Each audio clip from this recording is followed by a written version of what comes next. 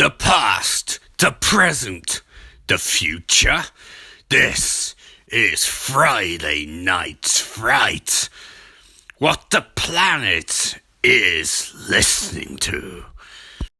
Hello, it's your boy Ian Austin of Friday Night Fright, and after a very strange week, very strange for a lot of reasons, too many reasons to count, and also I don't want to talk about certain things, so I'm not going to. But what I am going to do is bring you another clip show. Yay! Because I'm tired. I've had a strange week, and to be honest, I don't really want to do a full podcast this week. I'm just going to say it. I'm saying it. I don't want to do it. I have no energy. And no, I always say I have no energy. I really have no energy this week. I'm beyond exhausted. So no, I'm not doing it. And also I watched Irishman. I thought, what's the best way to homage The Irishman? Just a long fucking movie. Especially, you see, in a fucking Sigmaring London. What better way to homage The Irishman than a fucking long podcast where it's a bunch of shit I've done before, and the theme is zombies. The theme zombies. That's it. The theme zombies. And who knows? Maybe at the end of this review, or this podcast or whatever, maybe I'll discuss The Irishman. Maybe I won't. Maybe I will. Who knows? Probably will. But anyway, if you're still listening at the end, maybe you'll get my thoughts on The Irishman. Maybe you won't. But anyway, like I always say, it's this Friday night, and we fright on Friday night, y'all. My name's Ian Austin, and this is the first episode of Friday Night Shudder. Now, you might not have heard Friday Night Shudder before this, but trust me, you're in for a treat. This is going to be the first and weirdest mix of a podcast, a recap, a review, and a commentary at the same time. So it's going to be quite strange. The gist of it is that I'm going to be reviewing movies, or recapping, or commentating, or just observing movies based on Shudder Horror app. Now, if you haven't heard of Shudder Horror, it's this new streaming app. Relatively new. It's been around for at least 6 months, a yearish, I guess. And it's an app for the horror aficionado, and it is wonderful. I strongly urge you all to get on board with it. But the theme for this is that I've been watching lots of movies on this app, and I've been thinking that, you know what? Someone needs to watch these movies with the humorous feel that they're designed to have. You know, because horror is great. Horror is something you can laugh at, you can scream at, but you can really enjoy. And there's a lot of weird stuff on this app. And I feel like I need to recap it. You know, someone needs to put across what these movies are actually like. And originally I was going to do The Bay, which is a found footage horror movie with an environmental theme and basis by Barry Levinson of Rain Man fame. And I figured, you know what, that'd be quite a good movie. So I was writing some notes for it, got to about 4 pages, and I realised that it wasn't quite the movie to start off with. Partly because it's actually pretty good. And I figured I don't want to start off with a good movie. I want to start off with something so much fun I can riff on without thinking. So I figured Zombie Flesh Eaters.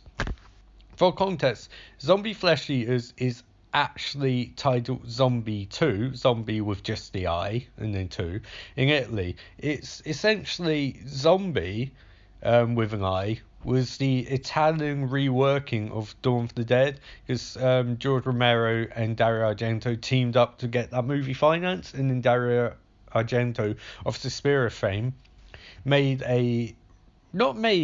re-edited it for the Italian market, made it more of an action movie, and this in theory is a sequel to that, but this, as will go on when I'm recapping this movie in loosely commentary form, because I'm going to be watching the whole thing sort of live with you guys.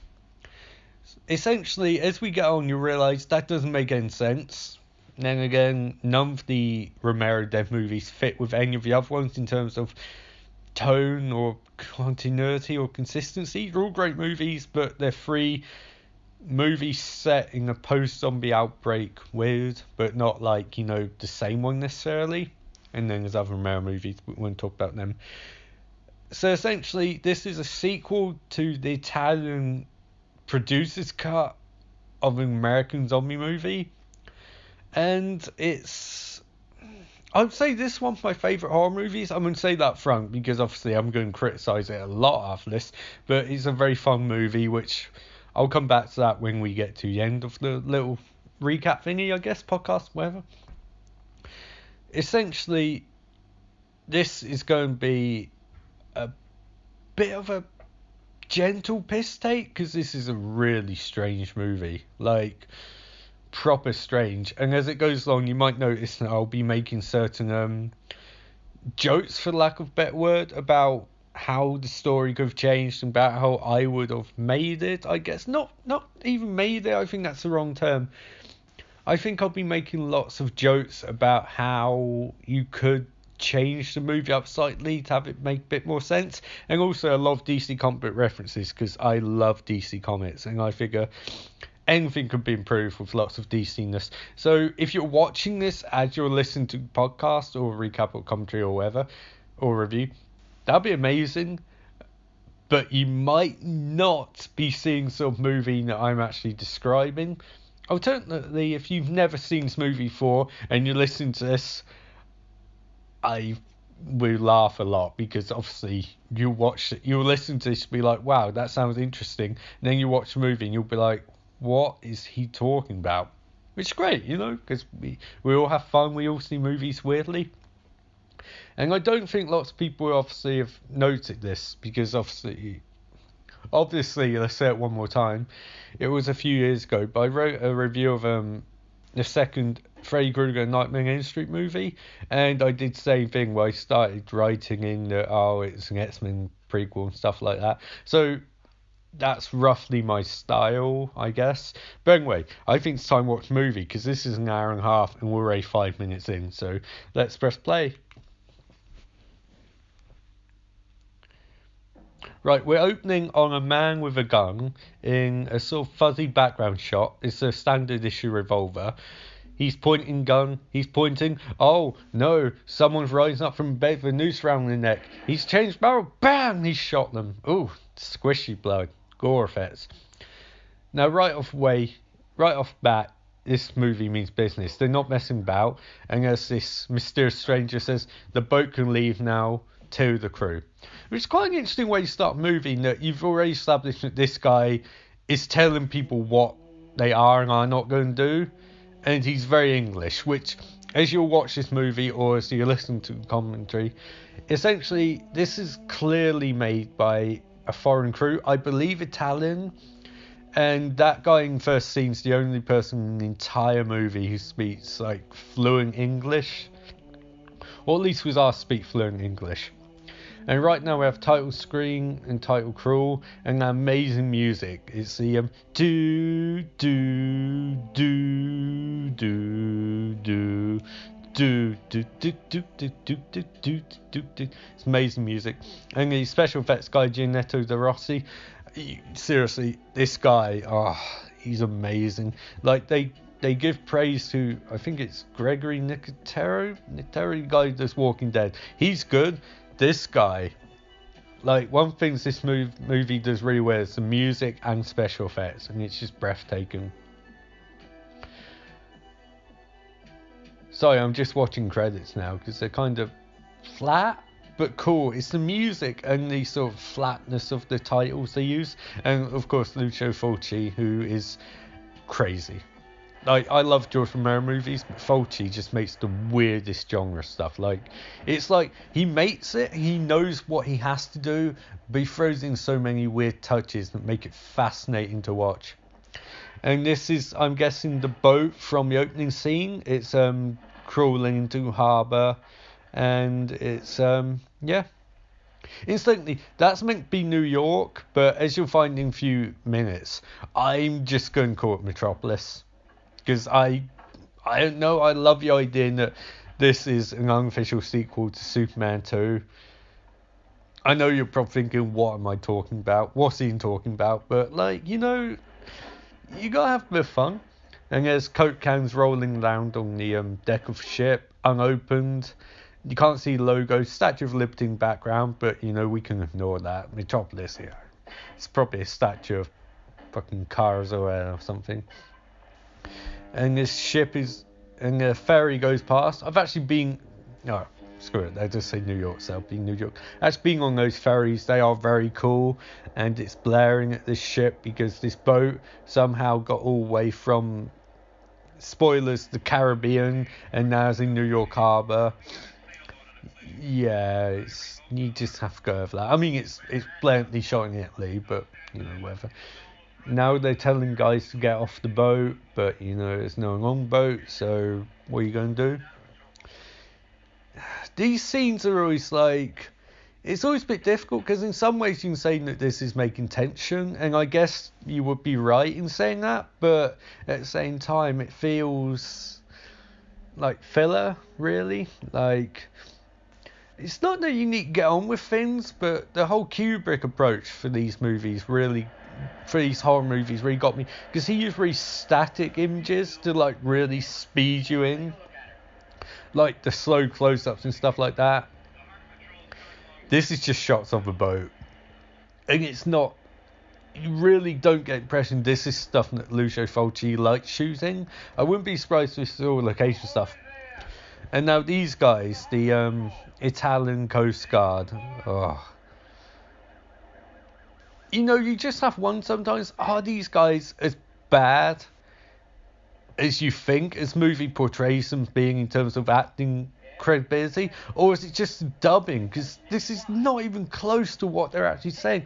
I would have almost preferred that this was in Italian, to be honest, and just dubbed. Like, I mean, maybe not at the time, maybe it wouldn't work because American audiences, they assume things like subtitles and dubbing and stuff like, not dubbing, but subtitles in foreign languages in movies. But I still think that's bullshit. Like, you could have had these two speak Italian, just subtitled it. Like, and it would fit Fulci's terminology because he's quite a strange director, so.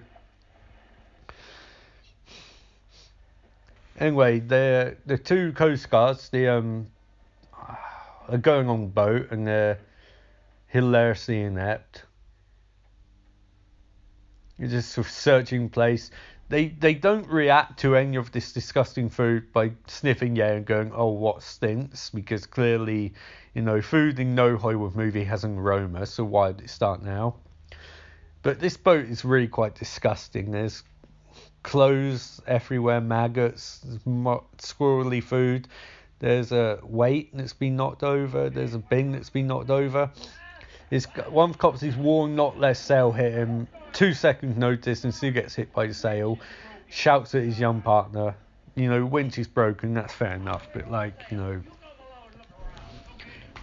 now we get the weird horn that's blaring.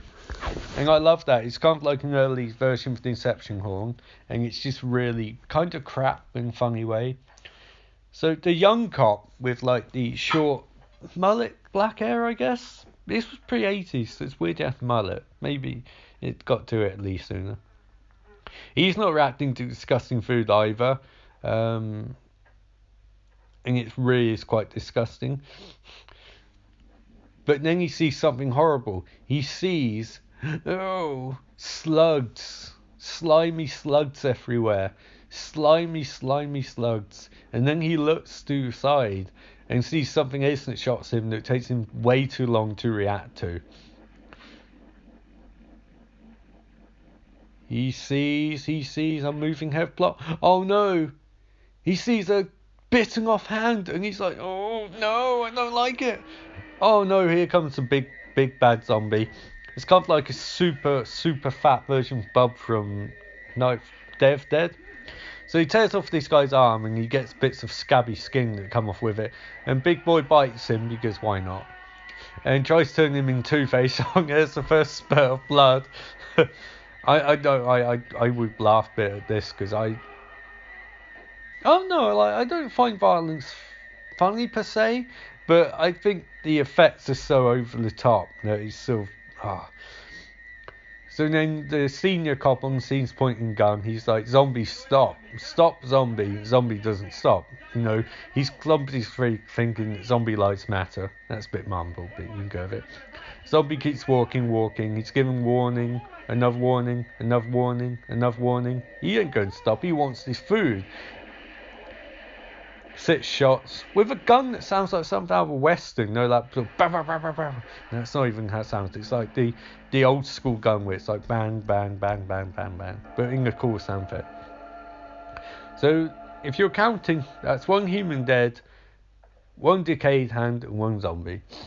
Meanwhile, Daily Planet, and I like to assume it's Daily Planet, and this guy, the slight balding guy, is Perry White, because it makes it a lot more funny, reacting to this news and thinking, I'm not going to send Clark Kent, or Lois Lane, or Jimmy Olsen, or Lana Lang, or Steve Trombardi, or Ron Troop. No, I'm going to send Wesley. Wesley, oh man, this guy looks like a shapeshifter from another planet that went horribly wrong. It's the hair mainly, rest of them fine. It's just the hair is like, it doesn't fit. It looks kind of a weird form of CGI before CGI is perfected. So then they have a chat, Perry White and Wesley, about the situation, and Perry White's trying to explain that he doesn't want to send any of these good reporters into the field because, no, they might get eaten by zombies, so send Wesley, and Wesley's like, well, I have to prove myself, Chief, and Perry White's like, don't call me Chief! You gotta make your own amusement sometimes. This is really just a weird scene, because at the end Perry White goes, oh, well, don't let anyone think that this is just because your day bought paper. And in DC Comics continuity, that could be dozens of people who bought that paper.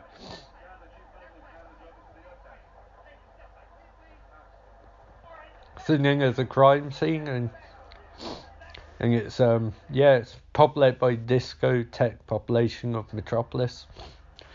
And now we're on boat, and this actress, she looks deer in headlights at all times, and I don't think it's intentional. Looks like she's never acted before a day in her life. And it's scenes you'll notice they're asking her questions about where her father is and what she's doing on this boat, and she's asking the same questions back, and it's a really bizarre scene. Because it's meant to be a scene where you learn more about moving, more about characters and backstory, but you end up more confused. I mean, like, she doesn't know what's going on, and cops don't know what's going on. And it's like, you can't deliver exposition if no one in the scene knows what the fuck is going on. Like, she's asking them what happened, and they're asking her what happened, and no one knows what happened. And I get points meant to be, oh, it's this big mystery, blah, blah. But you just watch it, and you're like, wait, what? What is going on? Like, and now we're at the coroner's office.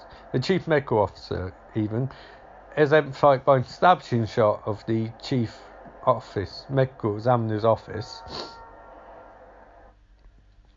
So, and there's a fetus in a jar. Literally a fetus in a jar. This is the most bizarre start to a movie since Pieces. So, excuse me a second.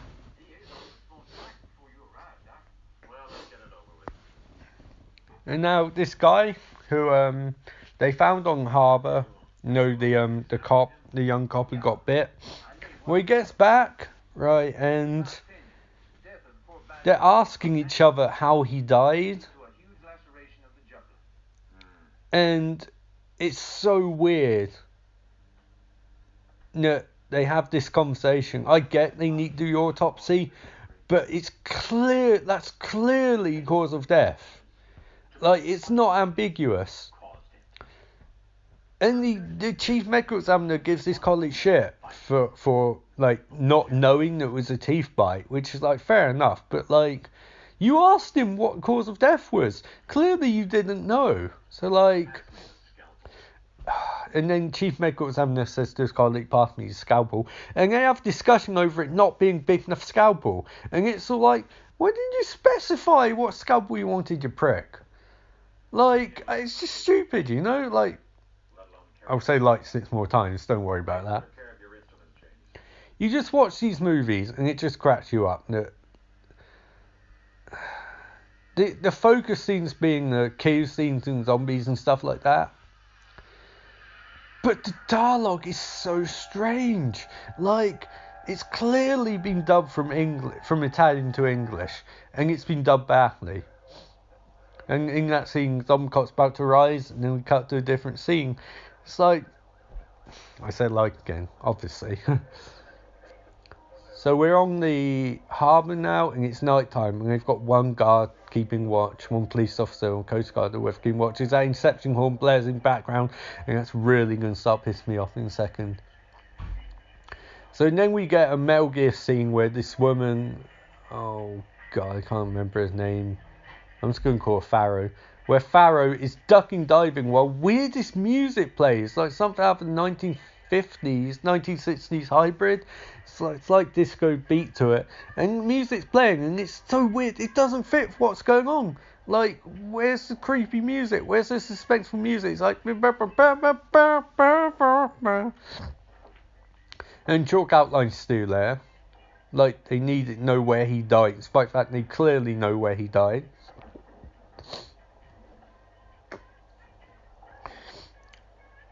And she's on a boat, and she's looking for clues, I guess. Although, why was she let on boat earlier? She wants to contaminate a crime scene. Let's not make me think about that. So she's searching for stuff, fans, as fans of Walking Dead would say. She's not going to find anything, because her dad wasn't on this boat. We've established that. Like, in that terrible scene, that's one thing we established, that no one knew where your father was. And she's looking in drawers, because clearly that's where a grown man would be. I suppose maybe she's looking for information or a diary or something, but I don't know why her dad was put on boat in first time. Then again, I don't know why her dad, the doctor, the guy that started the gun, the Harry Lime looking motherfucker, I don't know why he would let anyone leave that island in the first place. Especially, I don't know why he would have left. And also don't know why he would have let them leave if there's clearly a zombie on board. Like, so now Wesley essentially is holding this woman hostage and telling her that you can trust me, don't scream, so she doesn't scream. He can help her out because he's investigating this whole situation.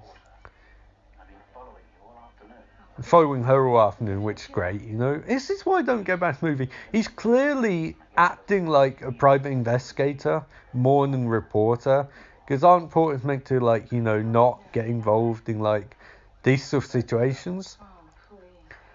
So they have a bad flirt, and then they just talk.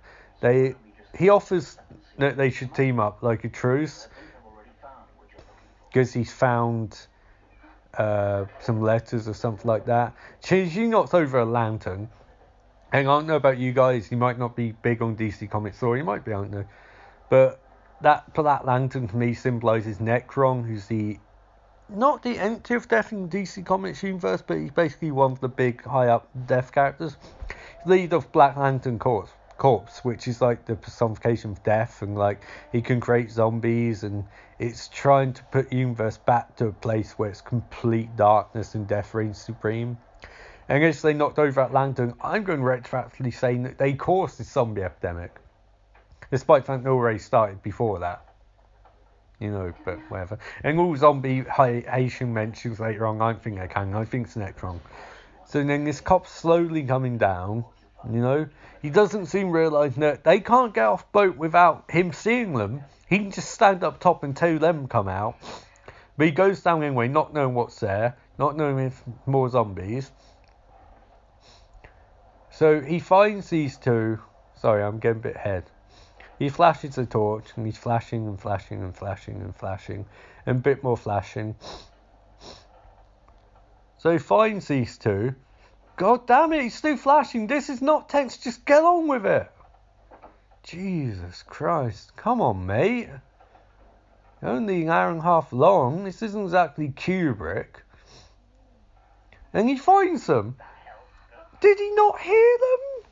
Like, they're in flagrant, you know, and they're having some sort of, it looks like lying on each other's shoulders, and then they get up and sort of like, oh no, we weren't having sex, officer, we weren't. And then they have an argument over how they never have romance in their lives, and he just wants to do it in boxcar, which is hilarious. They've clearly rehearsed this. And then Wesley has a go here. And then where's Eska, her mother? And she screams at him, "You leave my mother out of this!" Jesus, it's terrifying. That's the one bit of acting that she does in this entire movie, and it's her character acting, not her. It's so weird, like.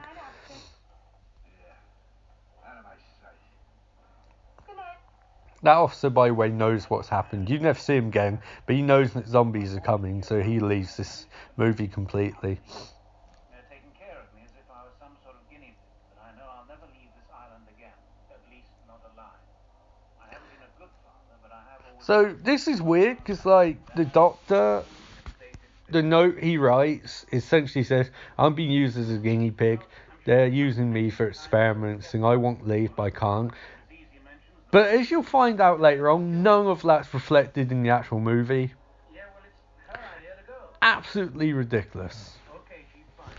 Oh, yeah. Right, well, nothing much is going to happen for a few minutes, so I thought we'd advertise with a sponsor. Obviously, this is a podcast, like we need sponsors. So here's our first sponsor. This sponsor is called Carbonated Drink. You'll enjoy carbonated drink. It's that's delicious. Carbonated drink, available at any supermarket. Well, that'll get me through another week. You know, these sponsors, they do pay a pretty penny. And carbonated water? Crap, I'm not going to get mine now, am I? Carbonated soda. If only I'd edit my podcast. Carbonated soda is truly refreshing. And much better than that name brand crap. So now they're on a plane. Now we're officially leaving Metropolis, New York, wherever. Rome, I guess, because it's Italian actors. Now we're almost at Caribbean. Actually, no, we are in Caribbean now, but they're not Zombie Island yet. You know, that's coming up. And of course, you know, I think it's clear at this point, neither one of these characters believes in Zombie Island. They think it's just a name, because why would zombies live on Zombie Island? That's just an, oxymoron. So they're talking to a cab driver who tells them they can't possibly get them to Zombie Island. Sorry, bud. But he certainly can get them Zombie Island if they pay him. It's not that he believes that Zombie Island's real, but he wants to be paid. Like, I do love the impression in the scene that, like, he wouldn't take them unless they paid him. But was he just going to do it for free then? Like, if you don't pay me, I can't take you anywhere. Pay me, I'll take that. You're a taxi driver. You're already driving taxi. They're going to pay you. Like, maybe it's different in Italy. I've been to Italy and it's a lovely country, but maybe in the 70s it's different, and they would drive you certain places for free, but if you wanted to pay them, they'd drive you to other places. So they're looking for a boat to Zombie Island, and its music again's brilliant. It's like it's so good. I'd recommend, if you don't want to watch a movie, just find the soundtracks on YouTube. They are brilliant. They're so good. And this couple, I can never remember any of the names in this movie. It's not really important either. So I'm going to call him Crystals and Bristles. I don't care that her name's just been announced as Susan Barrett and he's got one. I don't care. You know, Crystals and Bristles. Crystals and Bristles. I don't know whether these two actors are Italian. I think woman definitely is. I think the guy, he can affect some lines in English, but they're so bland. They're so, not bland, that's the wrong word, confused during Headlights expression. And they really don't want to actually go to Zombie Island. They'll do a boat trip around the island, then they'll come back, but they won't actually go there. And all I can think of at this point is you can drop them off and then just leave. Like, so weird. This is like the weirdest, like, I suppose this technically could be an alternate backstory for Mamma Mia, like, you know, but probably not. Incidentally, Mamma Mia, Here We Go Again is actually really funny, so you should go and see that. Oh, now, oh Christ, what's her name? Oh, the dopey one, Farrow. She was born on a boat apparently, so she knows everything there is to know about boats. And I question that. Like, obviously, her dad's a doctor, so you know there's some safety in her being actually born on a boat. But at the same time, like, you just have to stop and think, that doesn't make any sense. Like, if her father is so good with boats, then why can't he leave the island? And now we meet her father again, and I just want to stop this movie and saying that this actor, oh, he's so good. He's so good, I'm not joking. Richard Johnson.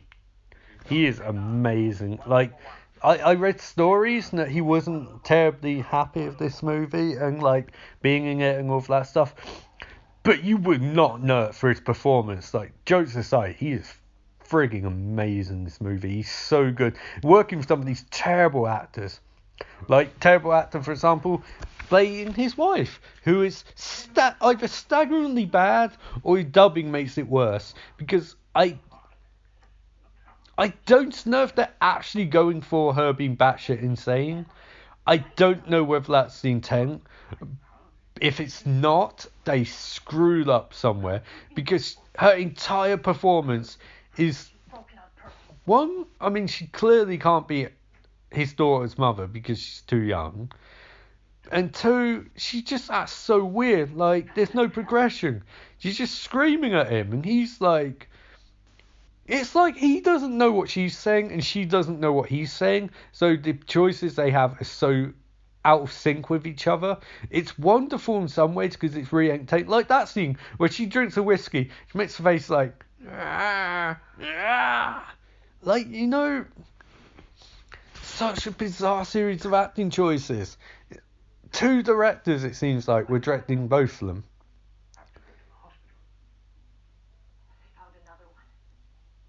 She's screaming now because she is scared that they found another zombie, and she's really getting into it. Like, this is a full Jack Nicholson playing Jack Torrance in Shining style nervous breakdown. She is going batshit insane. He's trying to pacify her by saying it's not that bad, you know, and also we live on Zombie Island, you know, you knew what we're getting into when we moved here, but she won't buy it. She's sort of like, well, I didn't know how many zombies there'd be, you know, I thought there'd be a couple and now they're taking over the neighbourhood.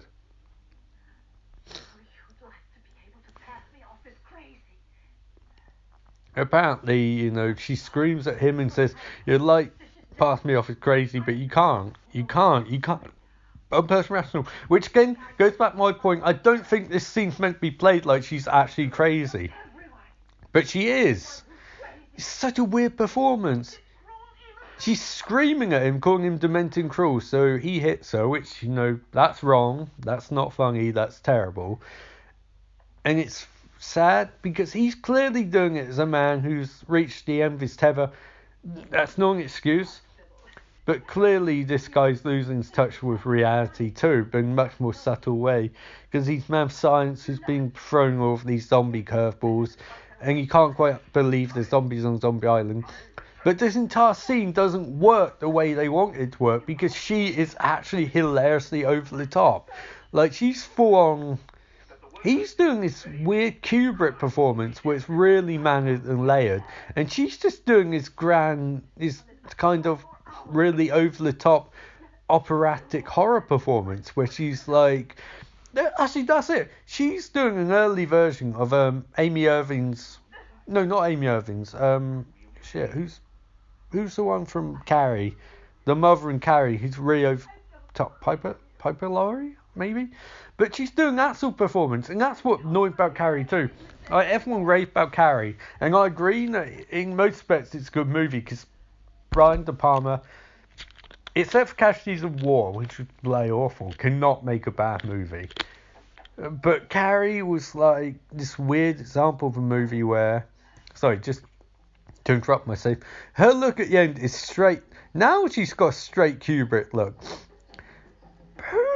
who wrote this shit and directed it and thought that was a suitable scene between two actors? To have one woman playing it completely over the top and the other man playing it completely under the top, you know?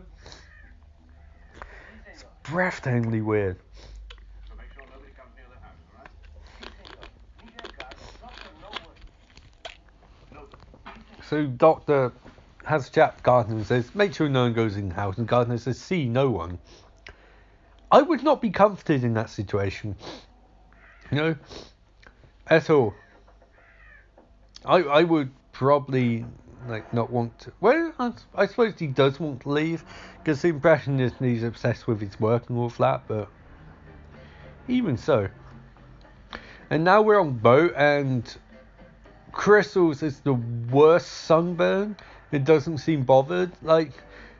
I don't know about you guys, because I'm not a big beach guy in general, but if I was really sunburned, I don't think I would stand topless on top of a boat in boiling hot weather and get more sunburn.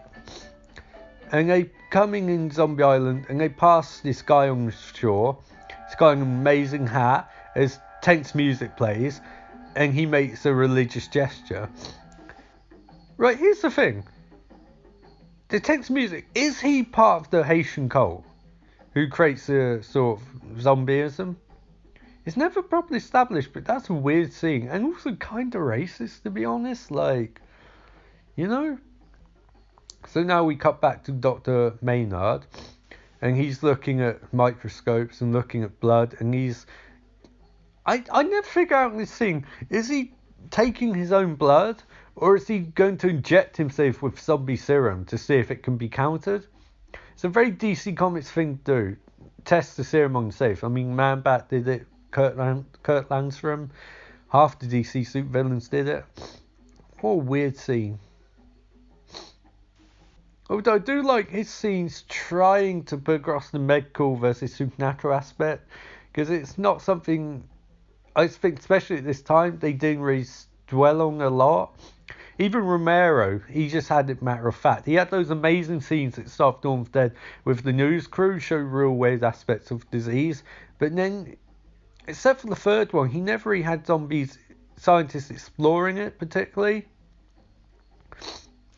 In the third one, they did a lot. They had soldiers versus scientists. But even then, it didn't quite go as far as I was hoping it would go. Because a proper scientist versus supernatural zombie franchise could be really cool. It's like the whole Dave Fincher thing. I know I say a lot, and I'm sorry, I'll try and work on that future episodes.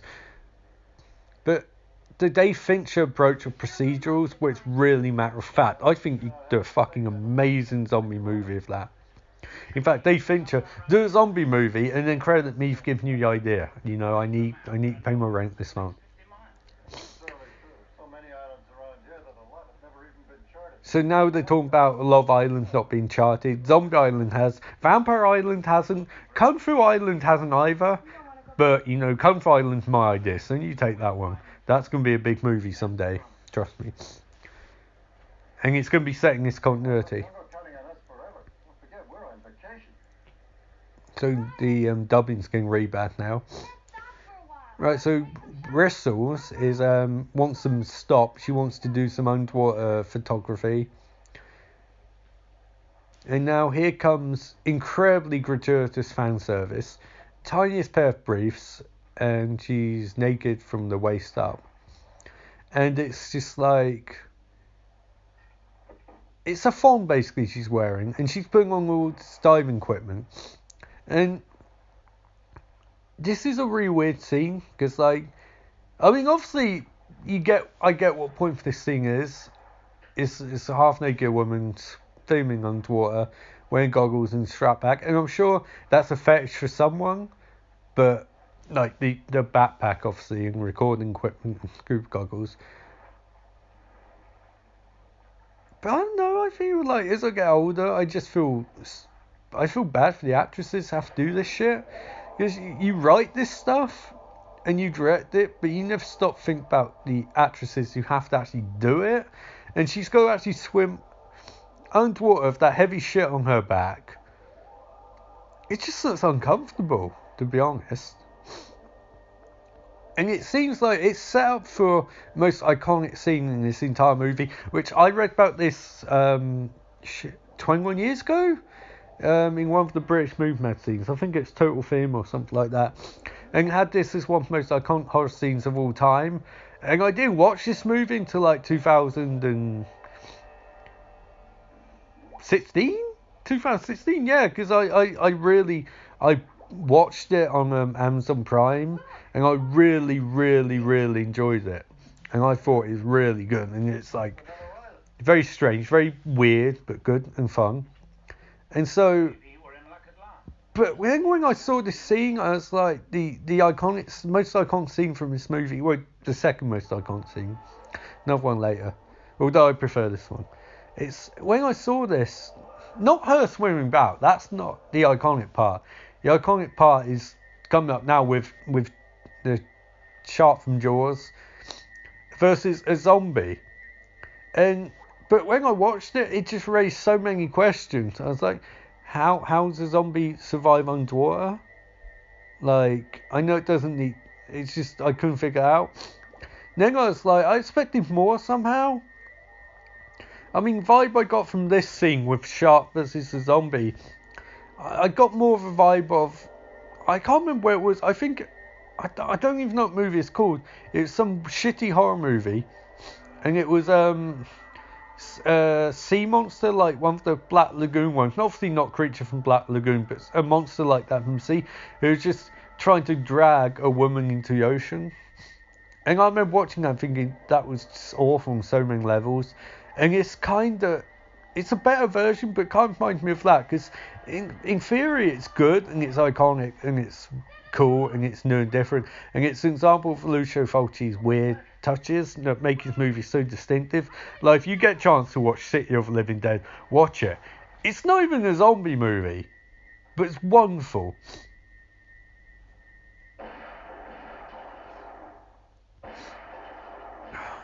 No, they're shooting at shark who rams the boat, and now zombie dang well show up. I'm getting Echo Dolphin flashbacks too. I remember playing that game in like summer of 2008 when I was a broke student, and a mate lent me Echo Dolphin on PlayStation 2, and I played it for about 10 minutes, and then I got really irritated that for some reason Shark kept bleeding out of his ass. No, not Shark, Dolphin, Echo Dolphin. Anyway, the zombies grabbed her, and he's not a very strong zombie. I don't know how he's surviving underwater. I don't get logistics of that. But I do think it's cool to have this sort of scene in there, because it makes it a bit more unique, and it's trying to break new ground, you know? Which is good, because I feel like you have to have these weird touches, otherwise it just becomes generic shit. If you have to be an amazing movie on its own right, like something like 28 Days Later, or the new Dawn of the Dead, the last one, not the Day of Dead ones, they're shit, the remakes. But this is very unique, and a shark, despite the fact it doesn't really make any sense, and like, there's nowhere zombie would be able to overcome shark and stuff like that. It's very cool, because they're doing a lot of interesting stuff with it, and like visuals and the action and choreography and stuff like that. Like, this must be exceptionally difficult to shoot, and I think they do a really good job. And also, I don't think anything like this has been done in some movie since. And incidentally, I'll go into more of this at the end, but this is why I love Shudder, because this isn't even touching the iceberg of how weird this app gets horror movie wise. Also, I want to say quickly that I'm very thankful to Shudder, because I actually asked them on Facebook if I could do this podcast, because I thought, I don't want to call it Friday Night Shudder if I don't have permission. Not permission, but if they're not cool with it, because obviously it's their app, and last thing I want to do is cause waves and stuff like that, because I really appreciate the app.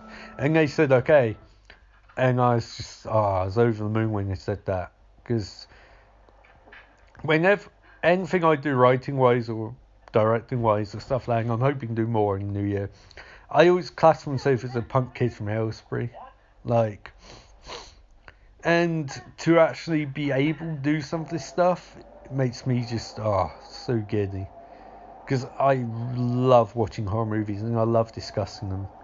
Anyway, sorry. So the sharp bit zombie in Green Blood came out, which is interesting because that doesn't happen again. So we cut to a sort of outside church and there's some goats walking around. Sorry, I'm about 30 seconds behind you guys now. So that's cool. It's got a Resident Evil 7 vibe. Different continent, but same vibe. We cut to a hospital, a makeshift hospital in a shed, in a barn even. It's fine barn to English. And Maynard is examining some people. I guess the implication here is that if you die here, you become zombie. If you're not shot in the head. Because none of these people look like they're bit by zombies. Which does explain continuity snow on boat a tiny bit. What shall I do? Richard Johnson, again, is opposite people who can't act at all. It's either can't act or dubbing. Because their choices are so bad. He's playing it really subtle, and they're playing it really grand, no over the top. Sorry, just enjoying some more carbonated soda. Not carbonated water. We want sponsorship for another. I want sponsorship for another week, and I probably won't get it. But we're 4 minutes into this experience. That's good. And hey, if you haven't turned off by this point, I might consider you a loyal listener. Now we get a scene where they're discussing the Haitian aspect of zombies. And Maynard calls it ridiculous because, stupid. Zombie Island zombies, that's just coincidence. Just coincidence that it happened to be born on this island. And this is kind of like, I guess, well, I work in the NHS, so I know roughly how hospitals work here. So I call this guy a healthcare assistant. The HCA is giving doctors lip, and he's sort of like, no, zombies are real. It's voodoo. It's Haitian voodoo. You hear those tribal beats in background. One thing I actually really enjoy about this movie is the implication that the tribe is just following them round. It's doing random zombie shit in the background. It's like, you're a zombie, you become zombie, you're a zombie, that whole, you have car, and you have car, and you have car, because I'm up to date with my pop culture references, y'all. They've been trapped by the crew. Oh, is this my favourite scene? I'm going to be honest, I would be genuinely honest with all of you, I don't really know how to describe this, because this is one of the most disgusting scenes in any movie ever made. I mean, any not high budget movie, but any big budget, any mass release movie, because you have stuff like Megan is Missing, which is fucking repulsive, and then you have stuff like Servant Movie, which is even worse. But I mean, this is iconic, but not in a good way. It's just, it's horrible to watch. I'm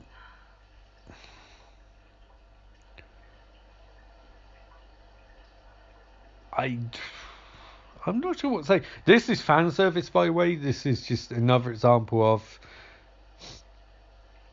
I mean, I just, especially in this day and age with the Me Too movement and stuff like that, and Hollywood's latent sexism, and even like the movie business's latent sexism in general, I feel more and more uncomfortable with scenes like the scene about Follows. I feel uncomfortable with in terms of what happens in it, but just the objectification of female characters. Just, I mean, it's frustrating, really, because it seems like the more old movies you watch, the more you just feel like the actresses want to do this scene where they're naked, or where they pushed into it, like, or coerced into it. But to be honest, this is not time or place to have that discussion. So we're just going to cut back. So now the Dr. Maynard's wife, shit, I can't remember her name. Such bad performance. I don't think they even say it. She's getting spooked now because she might have left one of the doors open, and her gardener was sat outside with the dog and then ran off. This is why you don't trust a guy like that look after your wife. And by guy like that, I mean really guy who's really bad at his job, you know. It's also a weird, very multicultural nature of Zombie Island. It's very diverse.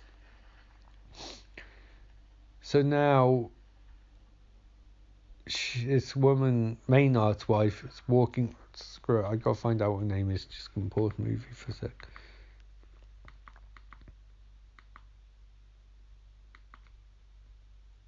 She's literally just called Mrs. Maynard, but she was in Purple Rain and Once Upon a Time in America, so wow, you know, good on her.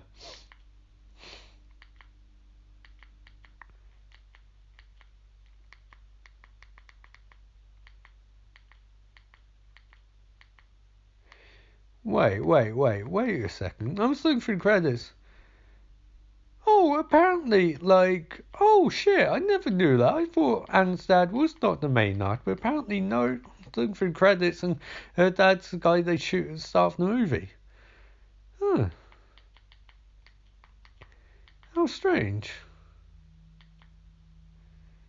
Genuinely blown my mind there.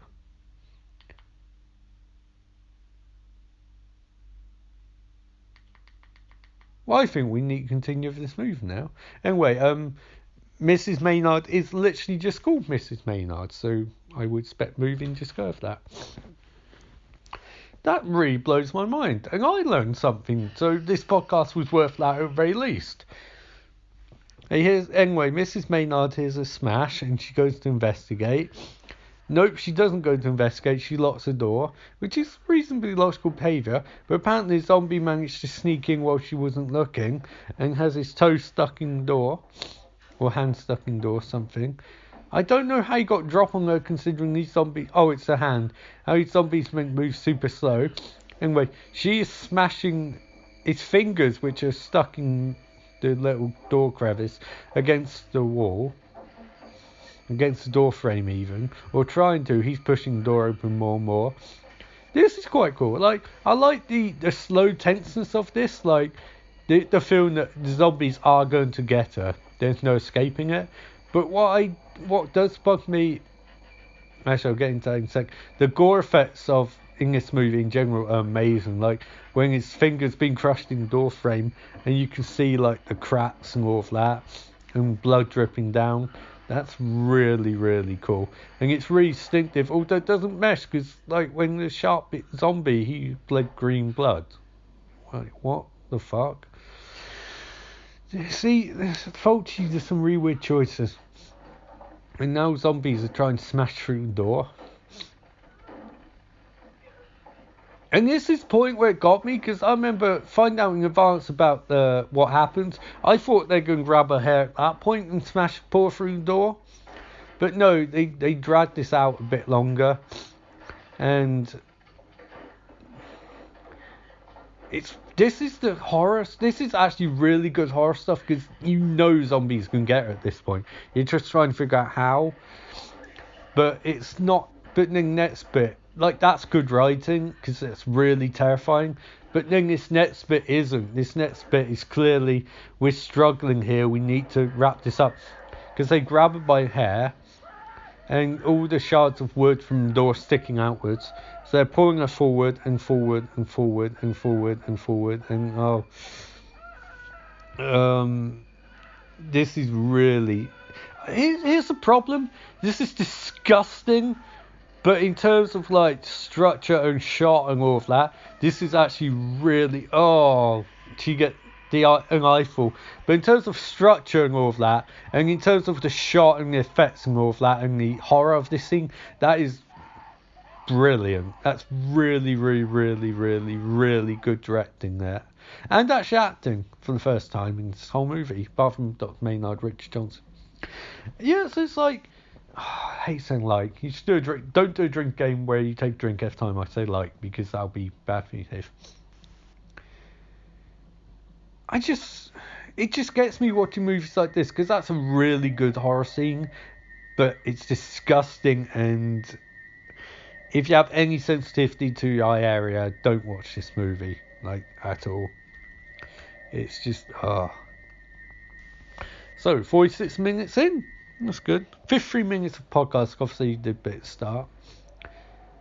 I love the wild animals walking around, who clearly aren't stunt trained or performance animals. They're just animals that were hanging about. So finally, our hero's live on Zombie Island, and it's interesting because, like, normally when you watch movies, it takes a while for characters to get into thick things, but this essentially is like halfway through the movie, and we're only just having the main character show up. Dr. Maynard.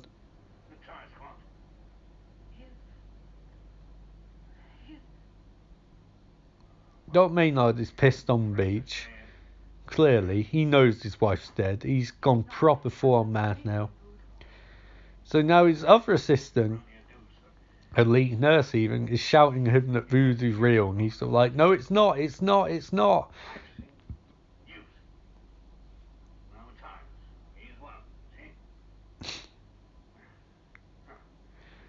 And this is the only single movie where Dr. Maynard Richard Johnson, his character seems like it was spoken English, dubbed into Italian, and dubbed back into English. Doesn't seem like he's actually speaking. And this guy is the worst sunburn. Like, stay with your fucking arms, mate. Jesus Christ. Like, what is going on there?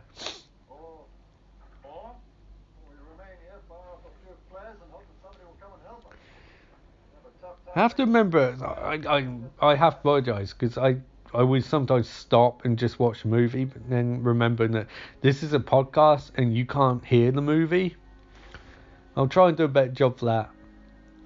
Essentially, at this point, we're getting into, like, the last sort of part of the movie. It's strange to say we're getting into the last act of the movie when there's half the movie left, but we are at this point. Maynard shoots another guy, and I do think the idea that he's gradually going more and more insane is a good one. It's very cool, it's very creepy. Chris Seals fires a flare, which is very strange. You've just arrived on the island, and you fire a flare immediately. You think you'd keep that for when, like, the zombie attack comes near the end? I don't know, I'm not an explorer, so what do I know? They're doing a good job with Maynard's descent into madness. Start of the movie, he looks really clever. Now he's just... What is this guy's problem? They arrived on the island and he's fired off 2 flares. What an arsehole. The healthcare assistant murderer sees it and is like, I don't give a shit. I'm just going to bury more of my brothers. They're burying another person. Apparently, Lucas informs the healthcare assistant, that someone is firing rockets. And the Dr. Maynard is very much like, that's not a rocket, that's flare. Because he's pedantic sort. And tells this to assistants to bury goddamn body, but they're too busy having a stupid argument over, is it voodooism or is it, like, voodooism? Like, it's just stupid. I get the point of this, like, they want to establish that this is different from Dawn of the Dead, despite the fact that this is a sequel to the Italian version of Dawn of the Dead, where Haitians and voodooism and all of that stuff was not part of the backstory. It was the only hint you get in Romero trilogy. And I call it trilogies, I like the other ones, but they're not part of the core trilogy. It might be related to nuclear radiation or space rays. Not Haitian voodooism. So you're just watching this and you're thinking, that's a weird thing to... I guess I get why they keep bringing it up, because they want people to really know that this is what's causing the zombieism. Clear as day, it's not ambiguous. That's it, that's the cause of it. This is not like Why the Last Man, where 6 different possible explanations for why Urich's the last man on Earth. No, there's only one explanation here. It's voodooism, that's it. The interesting part though is that voodooism seems to be inflicting itself on people who live on Zombie Island too. I really should watch I think at some point I'll watch Zombie Flesh Eaters 2, Zombie 3, Zombie of an Eye. Not at the moment, because I think I'd love to watch it, but at the same time, it would be nice to have it on Shudder. We're not supposed to do it Bone Century. Anyway, a crab. This is set in Caribbean, so the Caribbean version of Tumbleweed's a crab. So it's walking along floors as a zombie enters town. Maynard's met up, and this movie takes on whole new dimensions when you realise that Maynard isn't actually Anne's father, because that's what I thought at first, and I thought their tense relationship was just because like the writing was that bad, but no.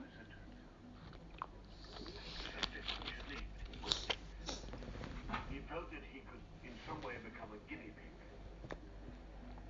He could help in discovering what was causing the So now we get Dr. Maynard, and I really should pay attention to this the other 10 times I watched the movie, explaining that Anne's father thought he could be a guinea pig for the zombie infestation.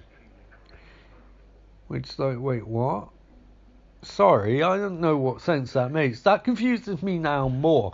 How can you watch a movie over 10 times and be confused on your 11th watch? Your friend. Quickly. This is the flashback to Dr. Maynard in happier times.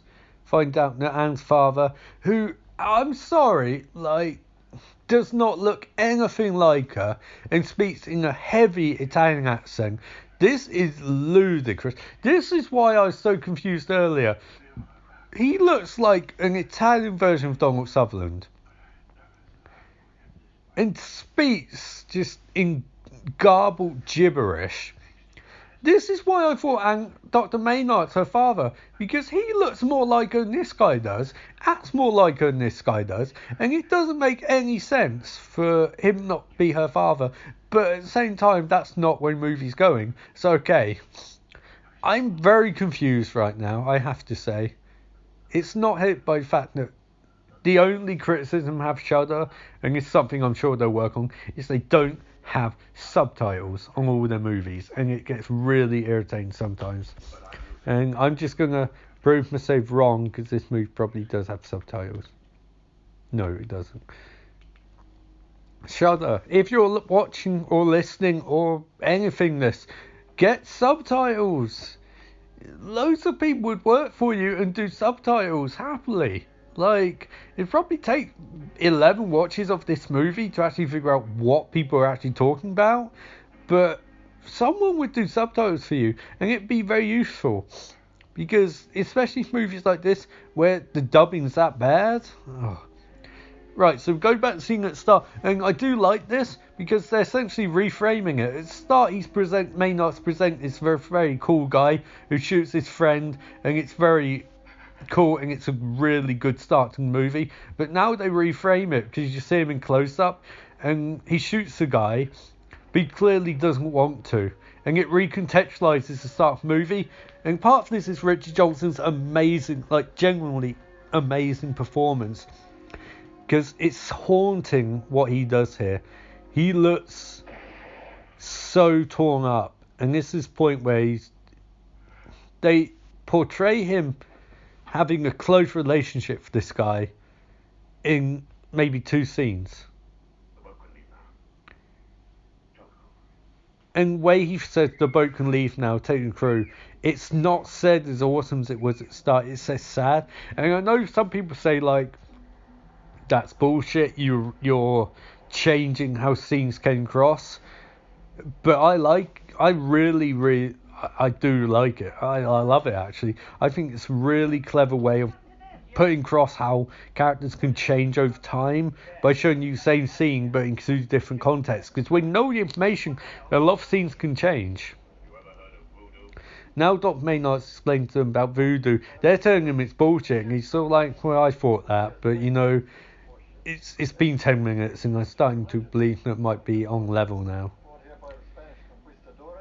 Get some backstory about the Spanish conquistadores, which actually I also love. I think it's really cool to have that sort of backstory and tying with history and mythology and all of that. it's what I think Tarantino does best, where he'll have this entire. Every time you see a Tarantino movie, it's riddled with backstory. Everyone has backstory. You could go back 150 years and he'd be able to fill you in on what happened in that point to get to this point. I think I missed the scene where what did I? There's a scene in this movie where Maynard is explaining all tests they've ran, and like I marked the fuck out when I realised I knew what tests were and how they worked, and it was pointless. Like, yeah, working in the NHS has really benefited me, I think, when you figure that stuff out. Fritz, a friend of mine, happens to be the only other white man on the island. He's had an accident. No, we got him. Sorry, that silence was because I was having some more carbonated water. You know, I got a call from my sponsors. They told me, you know, Ian, you need to sound more enthusiastic about carbonated water. Not even call, I got an email. I checked my email during this movie. And I think, you know what, I think they're right. But I think they're right mostly because they threaten not to sponsor me anymore. And I think it's important I get sponsors because, you know, this is the first episode. If I can't get sponsors, that's a problem because I have to pay for this shit somehow. So here we go. Carbonated water. Crap. Carbonated soda is the perfect drink to drink while watching Friday Night Shudder. I encourage all of you to get carbonated soda. Carbonated soda. Carbonated soda is really good. I approve of it.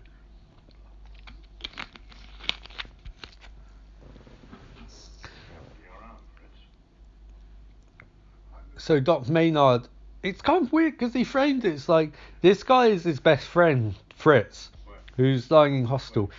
He's Doc Maynard's best friend, the only other white man on the island, which is so hilariously racist.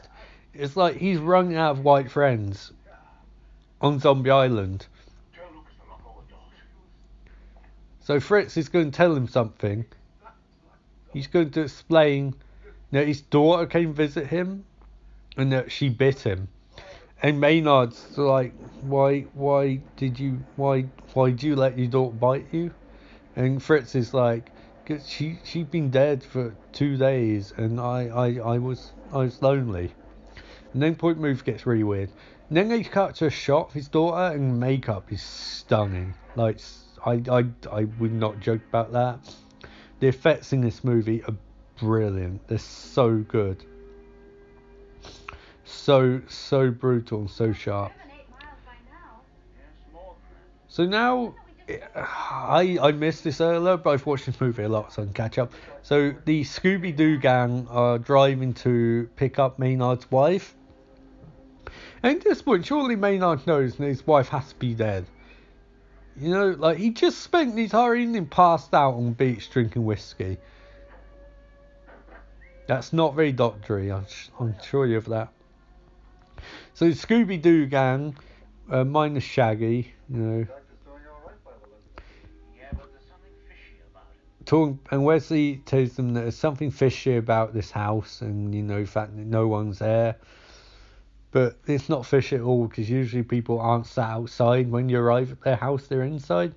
And this is enough time where these characters somehow have no sense of smell or anything like that because they can't sniff the fact that there's a decaying corpse inside the house. Like, how do you not get that?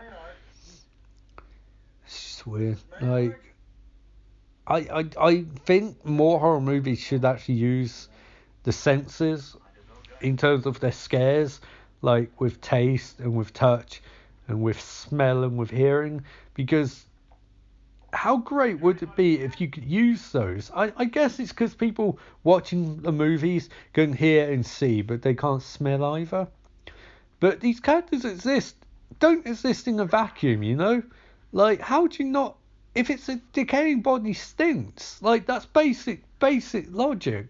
You don't need to be a scientific whiz to get that. Anyway, zombies are eating Mrs. Maynard, and this is the scene in Day of the Dead when they eat the body. That's disgusting. This is literally like the two worst, most disgusting zombie movies I've seen for effects. This, and there's one bit in VHS2 as a mountain bike GoPro section, which is just absolutely revolting in the most. It's there's this recap of TV about Pity back in the day called Demon, and every time there's a violent bit of supernatural, Rao the Gore Dragon would come out, and Demon would just type gore. This is gore. This is like Paul Heyman, gore by Rhino, levels. That hurt my throat. So zombies have got them surrounded in the house, and there's no way out. Scooby-Doo gang, we're not going to get a corridor bit here. And then Wesley remembers that he can use household objects as weapons. They're going to leave the other weapons on wall. They're not going to take the weapon that he just used.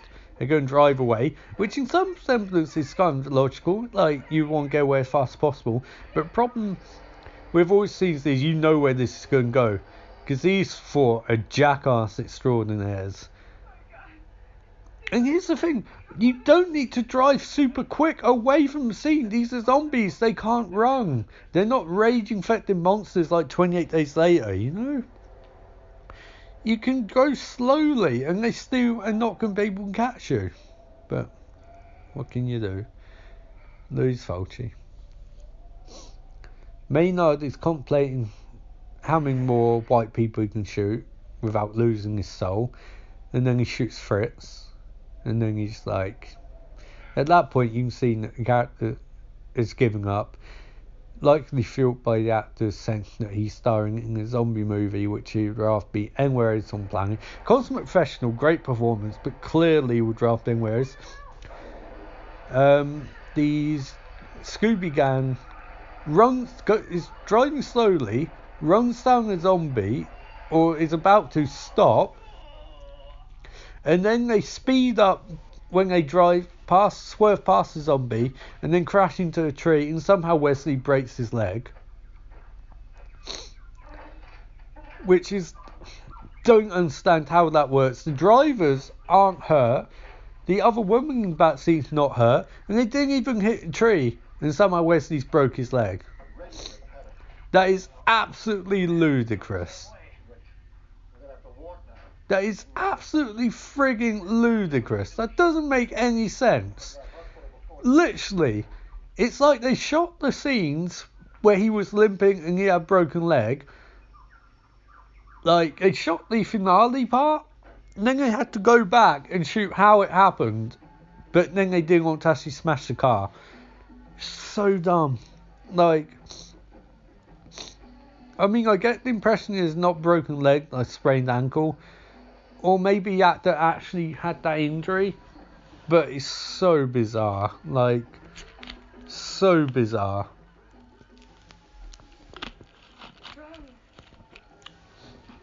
And this confirms my theory with Anne hearing drums. That they're being followed by the Haitian Zombie Island Club Band. But here's the thing, like, I get the impression that they're trying to create that the Haitian Club Zombie Island Band is going around causing all this voodoo. But that seems really specific. Like, who are they angry at? Why are they selectively doing it? It's just so bizarre. So hilariously bizarre. So, HJ assistant is taking down all the IV drips, or the blood transfusion bags. He's fed up, he wants to just go home. Maynard is really pissed now. He's like, you better not say it's voodoo. And this guy's like, what do you want me to say? It's voodoo. It's not voodoo, shouts Dr. Maynard. Okay, fine.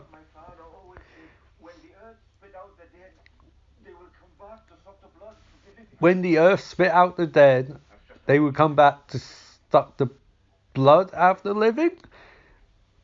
no offense, dude, but your uncle sounds batshit insane. That's vampires. That's not zombies. Well, ghouls. Like, ghouls, zombies don't suck blood, they just eat you. Well, I mean, they're not even meant to have done that. Romero changed the mythology, because that's... Traditionally, ghouls are the ones who eat every part of you. Zombies were, like this guy said, mind-controlled people. So, the mythology is not... I think this is kind of an attempt to slightly take back the westernized attitude towards zombies that Romero popularized. But you're going even more over the top with them eating people. Like, this is one of the things why I like watching Supernatural. Supernatural did a good job of pointing out the difference between zombies and ghouls. And ghouls are terrifying, by the way. The ones on Supernatural who are just utterly pleasant people who just will eat you slowly. Oh, it's disgusting. And now back to Conquistadors, and I love this like minor backstory of Conquistadors trying to conquer Zombie Island and they all died, and she's just realised they're by the graves of Conquistadors, and they've been dead for so long, they'll be even more maggoty. Just such a cool thing. Backstory can be used in so many awesome ways, and just the images of these graves and things like that. It's so cool, so atmospheric, adds so much to this movie, and I really, really, really think Lucio Fulci. I love horror apps like this, which give me a chance to watch movies like his ones. So good. Well, not good, but fun. And now, so Anne and Wesley, you know, we've got to get back to that. We've got to get back to that romantic chemistry. I mean, these two are just. This is the perfect time to try and have sex when you're lying on an island full of zombies, and your partner's leg is broken, and you have no chemistry whatsoever, and zombies are about to dig their hands out of grave. I do really like how the zombies would slowly come out of graves here. Like, really slowly, really amp up the tension. It's very cool. The hand have grave. It's gotta be slow for me. Like, if you stick out too fast, it doesn't work at all. It's gotta be like really slow and methodical. Because zombies, if they're fast, it defeats the point. And then the other things I hate in this movie, when they grab hair, oh, it looks terrifying. It's so painful. And when they grab Wesley's leg here, Jesus, like, I actually feel for the actress. Like, it actually feels like they're trying to rip her hair out. So here's my most iconic part of the movie. So you get Rissles. She's looking up as a zombie slowly comes out ground. And does she have PTSD? Like, I don't understand. The only thing I think of here is that the editing is unique. And what she's reacting to and what's coming out ground, they're happening at different times, but it's being edited together to look linear. Instantly, zombie coming out ground, maggots and worms in its eye, and slowly coming up. That is one of the best effects, practical effects I have ever seen. It's so good. It's terrifying and weird and very maggoty and wormy. I don't like her acting though. I don't like you just stare at zombies over and over again until they attack you. I mean, it's so stupid. It's like, it happens more and more in this movie, and instantly, that severed artery effect. Oh, that's disgusting. Oh, bloody, talk about Bloody Mary. Her name's not Mary, but anyway. It just, I can't let this movie go by without talking about Crystal's Day Planet t-shirt. And so that's my theory, understanding to why this movie is actually set in DC Universe, because of that t-shirt and the fact that it's clearly an XP for the Daily Planet.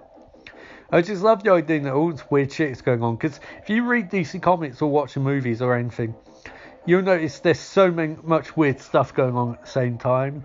It's, if you ask why didn't Superman solve this problem, you just think, well, because he's got his own shit going on. You know, this is for Swamp Thing and Constantine to sort out, but they got their own shit going on. So Crystals is sad because Crystals is really dead. Like, she's not slightly dead, she's actually dead.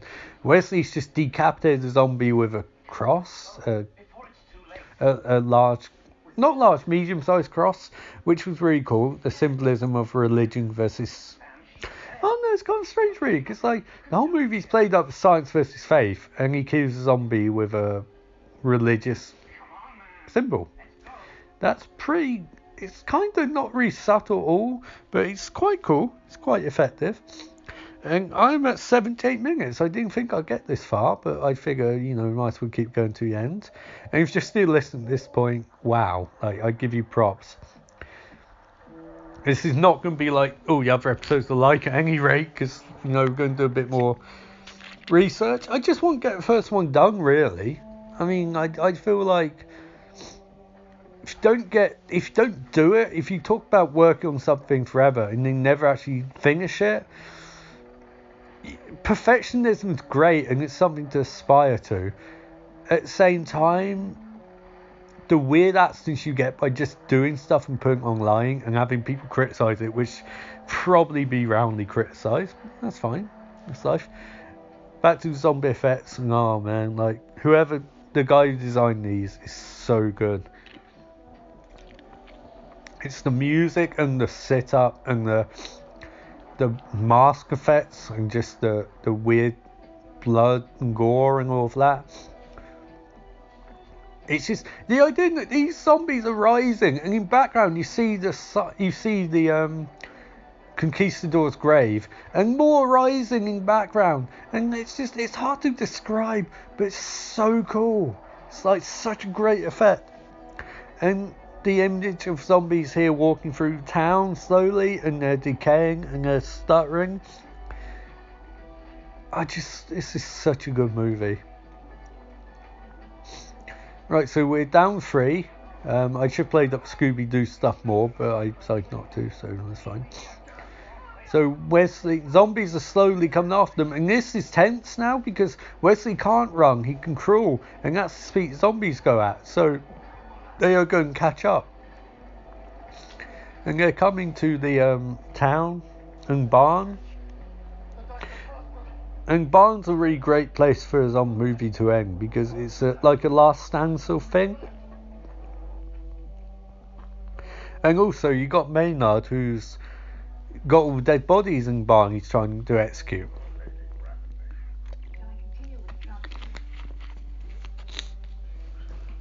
Incidentally, if you're wondering which carbonated soda I'm recommending, I'm literally just recommending carbonated soda.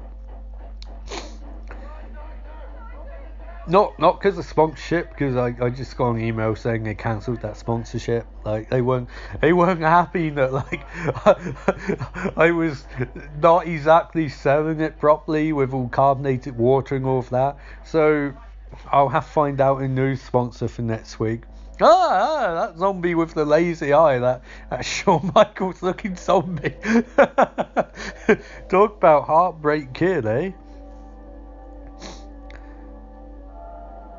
I can understand in this movie why they spent so much time showing zombie effects off, because if you can do something to an A+ standard, and rest of the movies like C+, apart from music, which is like A, so you got A standard. That's very cool. I do love how Maynard's approach for fixing Wesley's leg is, I'm going to put cotton buds through it. But I think the implication is that Wesley's infected. Like, there is no way he's not. What about my wife? Maynard's trying to ask about his wife, and they don't want to tell him that she's, like, dead. So they don't say anything. He's sort of like, well, I am really hungover, so okay. Instead, join the fucking club, mate. Like, it's the joys of recording this on Bank Holiday Monday, eh? You get a weekday off from work.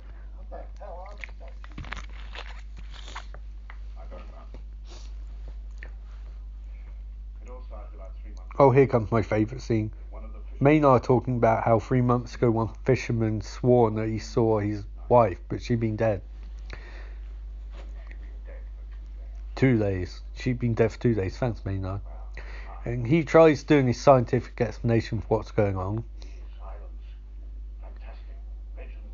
Talking about fantastic legends of the islands, like the fact that it's called Zombie Island wasn't giveaway. He explains in a second about all tests he ran, like I'll try and explain it at 1 second delay, so I'm trying to hear what he's saying. Anyway, zombies are walking up to the barn.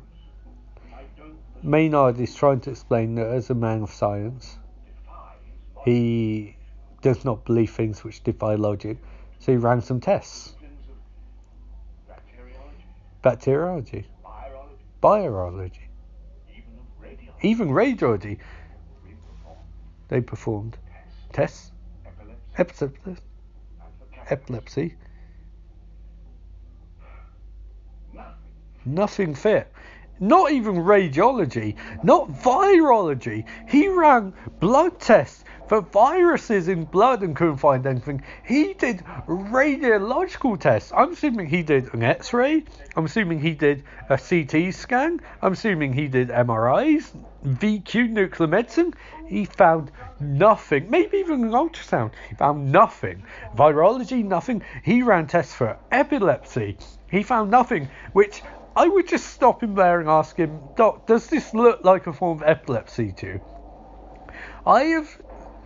I know and I have knowledge of, not a super amount, but of epilepsy. I'm pretty sure one of the side effects is not biting other people and then eating their organs.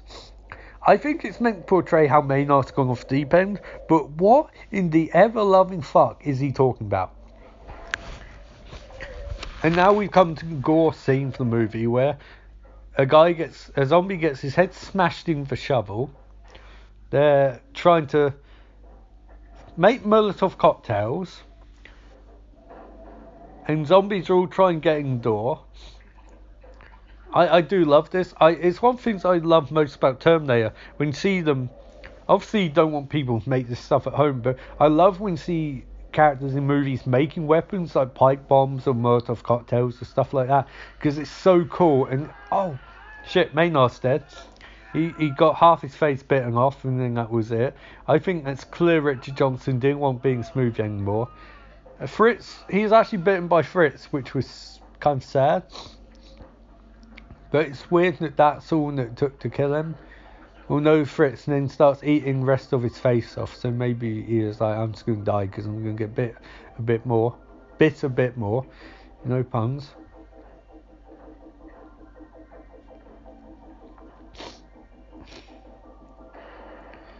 So despite Crystal knowing at this point that zombies don't die if you shoot them in the head, he keeps shooting people in the stomach first for some reason. Then he takes down Fritz, so congratulations on that. Steps over him and starts to try checking Maynard, who just had 3/4 of his face, of one side of his face bitten off. It does get me that they're not tying these zombies down properly at all, or shooting them in the head. But the effect of the zombie, of this female zombie coming out of the blankets, pushing out face first and rising, it's really creepy and atmospheric. Like, they do a really good job in this movie of that. So the HC gets his arm bitten into, and this just like Dawn of the Dead, the effects on this is just so grotesque, but they do such a good job. Although again, I hate the deer in headlights look of, I can't do anything, this zombie slowly coming at me.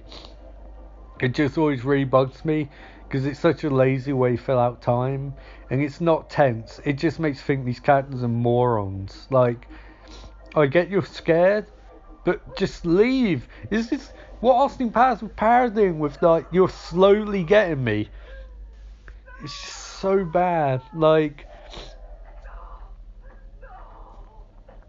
so bad. Not even slightly tense. Come on, Crystals. He just can't get headshots. What? Oh, that's cool design. Zombie with like one eye, whose head blows up when he's shot.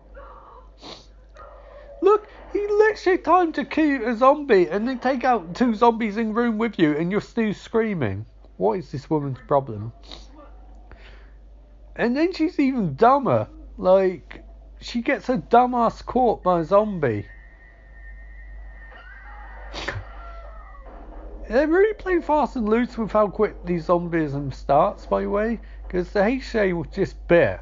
And then comes zombie like 2 seconds later. But then other characters take ages to become zombies.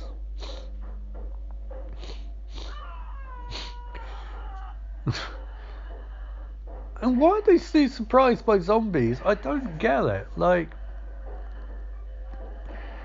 how's this still shocking you? Do something. Be proactive, woman. Come on. Jesus Christ. So now zombies are smashing in barn door. They're coming in force. And so our Scooby Gang's idea is, let's burn the barn. That is foolproof. I do like the coolness of it though. It's a cool visual of like a ring, not a ring of fire, like a line of fire, and zombies are burning and don't give shit. They don't feel pain. And yet at the same time, so like, you didn't think this plan through, did you? Because you have to leave the barn, and barn's now on fire. And zombies are crawling through the windows and shit. It's hard to recap a scene like this anyway, because it's a lot of zombies being shot and a lot of people doing shooting and then the fire and all of that. But it's hard to write too. Like, it's quite for such a good scene, it's quite a static scene. Like, you get a lot of shooting and guns and all of that, but they're staying in the same place, and I guess now they're throwing Molotov cocktails. But the actual competition it's not like you're moving from location to location where there's a lot of like twisting or hand-to-hand fighting or stuff like that. I imagine this is quite a scene that you'd almost like, not direct on day, but you figure out in the sort of studio, or I suppose you would direct on day. You'd have a rough idea of what you're doing, but then like specifics, like little cool shit, because you're not going to know how fire's going to work into the day and stuff like that. There's going to be little changes you're going to have to improvise. Well, not improvise, you're going to plan in advance, but not like some of the stuff in writing page won't work because it's quite matter of fact. Not matter of fact. You need to know what your stunt crew can or can't do. Don't always know that while writing, so imagine this was quite a short scene in the script.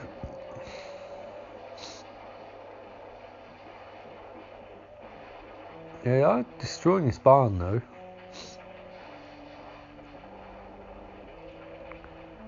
Wish you could do stuff like this in Red Dead Redemption, Undead Nightmare, but I suppose the logistics of it wouldn't work. Incidentally, Red Dead Redemption 2, I can't wait.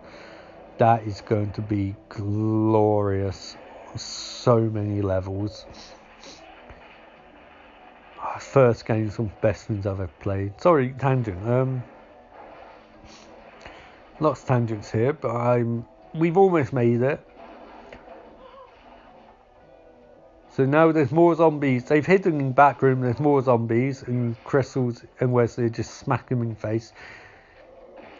The thing, like, I will point out that what gets me about movies like this is that, say if I was writing this, I would have the female characters, or one of the female characters, take charge. This bit I understand why Crystals is torn, because he loves this woman and he doesn't want to attack her, but she's a zombie and she's just bitten his arm. And like, they don't seem to realise that you have to shoot zombies.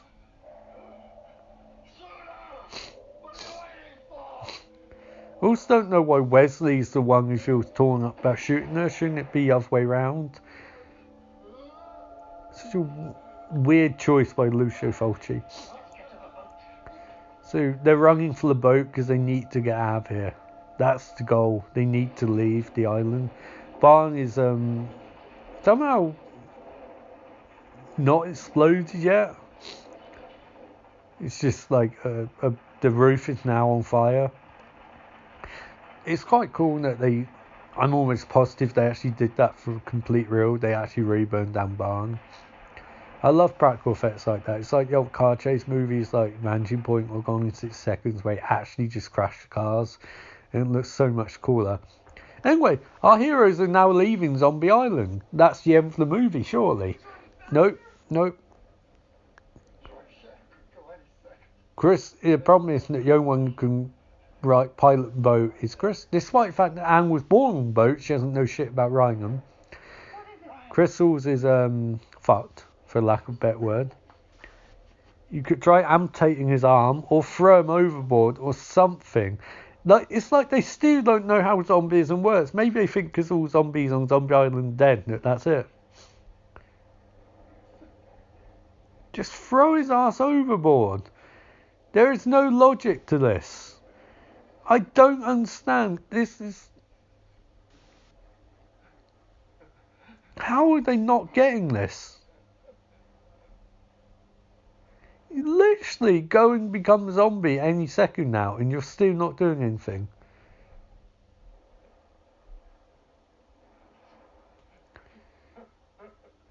They really, really messed this up because I'm getting the impression now that he's in love with Anne and she's in love with him, but that's not the impression he gave up at this point. He's dead.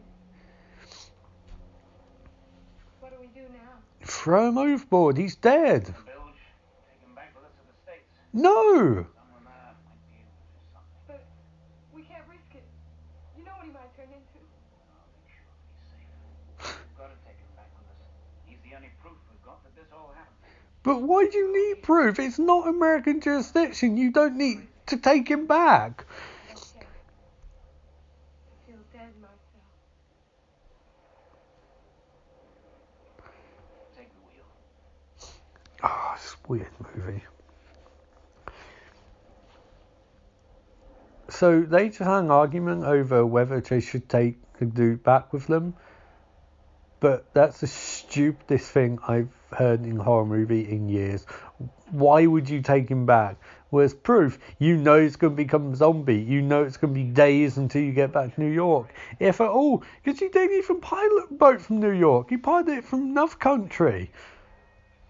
So they get an emergency message saying don't go to New York. And this incidentally, it's coming up one of the funniest endings in a movie ever.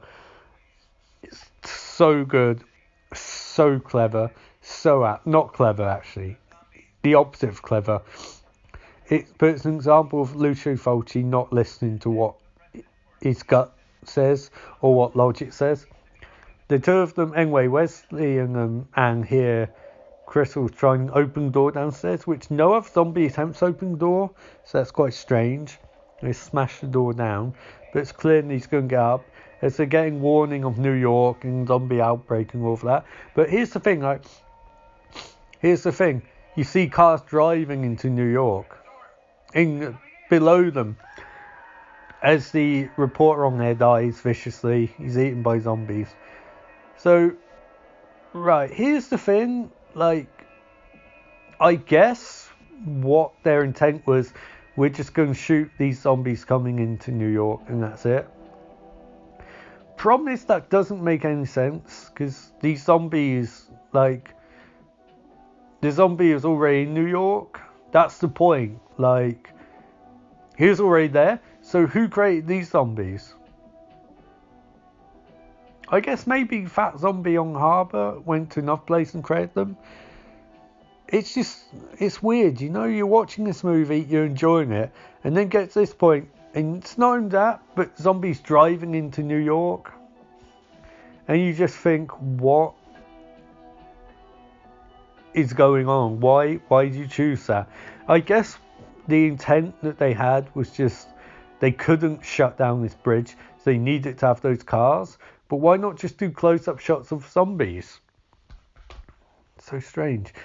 Anyway, that was Zombie Flesh Eaters. This is episode 1 of the Friday Night Show, the podcast, and I think that went okay. I don't think it's perfect. I think as stuff to work on for next time, and I'm definitely going to do another one. I think I'll do Bay next. So, I mean, I'd like to sum up by saying, as critical as I am of Zombie Flesh Eaters, I thought the movie was fun. I enjoyed it. I would recommend it to anyone who likes zombie movies. The acting's questionable, the writing's questionable at points, but the direction, the visuals, the effects and sound are breathtaking. So good. Really good horror movie. Lucio Fulci makes some weird choices. Some stuff in movies doesn't make any sense whatsoever, but overall I think it's pretty good. Not pretty good, what I'm talking about. It's one of my favourite zombie movies, possibly my favourite, although I think Dawn of the Dead is far better, and All of Romero's trilogy is better on critical and analytical standpoint, but that was just fun. Now, it's weird to say a fun movie because it's gross in points and really disgusting and depraved in others, but yeah, it's good. Really good, and I'd recommend it. And I'd like to once again say one more time. I'd like to thank Shudder for being okay with me doing this podcast, review, recap, commentary, whatever, and I think this will go up on Friday, and hopefully you enjoy it. Anyway, this is Ian Austin signing off, saying so long, and here's to all fish. So I'm sure you're all pumped to watch this movie and hopefully watch it along with me. If not, you'll listen to me recap it. But first I want to say, can you hear that? That, if you can hear it, is the Zombie Flesh Eaters 2 menu music. And it is so amazing. It's so 80s it hurts. And I don't even know if this made in the 80s because I can't find a DVD case. But it's going to be breathtaking anyway. So I'm going to try and put subtitles on. Oh shit, wow, there's loads of stuff. I don't think there are subtitles. Oh, original Italian opening. Okay, well you can get down to that down line. Where's the... Shouldn't there be subtitles? Screw it, right. Screw it. Let's play feature. I can figure it out. Oh, we're starting with a guy in a cryogenic tube, it looks like. That's very cool. And there's scientists above him, flickering lights, and they're discussing stuff. Bear with me a sec. No, I've gone back to the start. I'm trying to get subtitles on. Nope, I've gone too far chapter-wise. How do I get subtitles on? Sorry, I don't know how to use the PlayStation controller. Nope, that's pause, right? Nope, that's go back. Crap. Guys, how do you use this to put subtitles on? I don't know how to. Oh, options, okay. Subtitles. Oh, come on, no subtitles. God damn it, fuck it. We'll have to make up our own plot. So one scientist, female scientist, hands a male scientist a drill of some kind. He looks at it. I don't think it's a dentist, but also don't think it's a way to wait someone through a cryogenic tube. He's got a pretty rubbish haircut, and he's not very good at implanting that syringe. Oh, is he going to bring him back to life? I uses the magical formula, H2O. He uses H2O and injects it into an IV drip. And it connects to the dead guy who looks like a giant baby. It's like more muscular version of Charles Xavier. I'm guessing he could walk. It's worth noting, this is a sequel in name only, because it's going to have nothing to do with the original movie, I'm sure. Anyway, Scientist Man pulls out his Acme starter kit syringe. He's injected this man with a miracle, I guess. And he's walking, looking at his creations. Said, "You haven't created anything, mate." He asked for something, and the giant babby Charles Xavier is not waking up, so Scientist Man looks very upset. And Charles, nope, they're having a prophetic discussion. I can't really hear it. Babby Charles say, "Oh, his mouth's moving. I guess they've activated the telepath. Oh, his eyes open. His eyes pop open. They've resurrected the dead." Except he didn't look dead. He just looked unconscious. I have an Astor Eau Grey. And oh man, baby Charles Xavier's freaking out. He's spazzing. He's like, oh, the thoughts. The scientists look very concerned. Oh, doctors, whatever. So he's like, oh, let me have the cryogenic tube. They're like, no. He's gurning. He's gurning. They look, oh, they're about to throw up. Oh, he's throwing up green goo. Oh, no. The female scientist can't handle it. She's hysterical. There's, oh, I remember this bit from Prometheus. It's exactly the same. They're freaking out. You know, we didn't know that bringing someone back from the dead had these sort of consequences. Oh, man, this guy, he's turning to mulch. He's like, brr, brr, brr, brr. He's throwing up everywhere. Oh, there's goo. There's green goo as he's turning into... Oh, shit, he's turning into One-Eyed Willie from Goonies. Is this prequel? Oh, no, now he's turning into...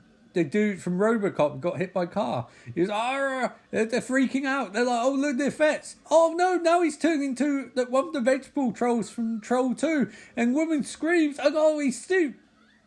Get on with it. Seriously, we get it. You're good at making effects. Literally, that was way too long.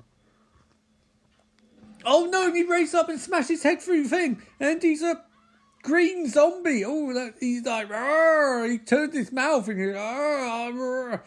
And now we're at HQ. Scientist Man is Doctor Man. Doctor Scientist is on phone.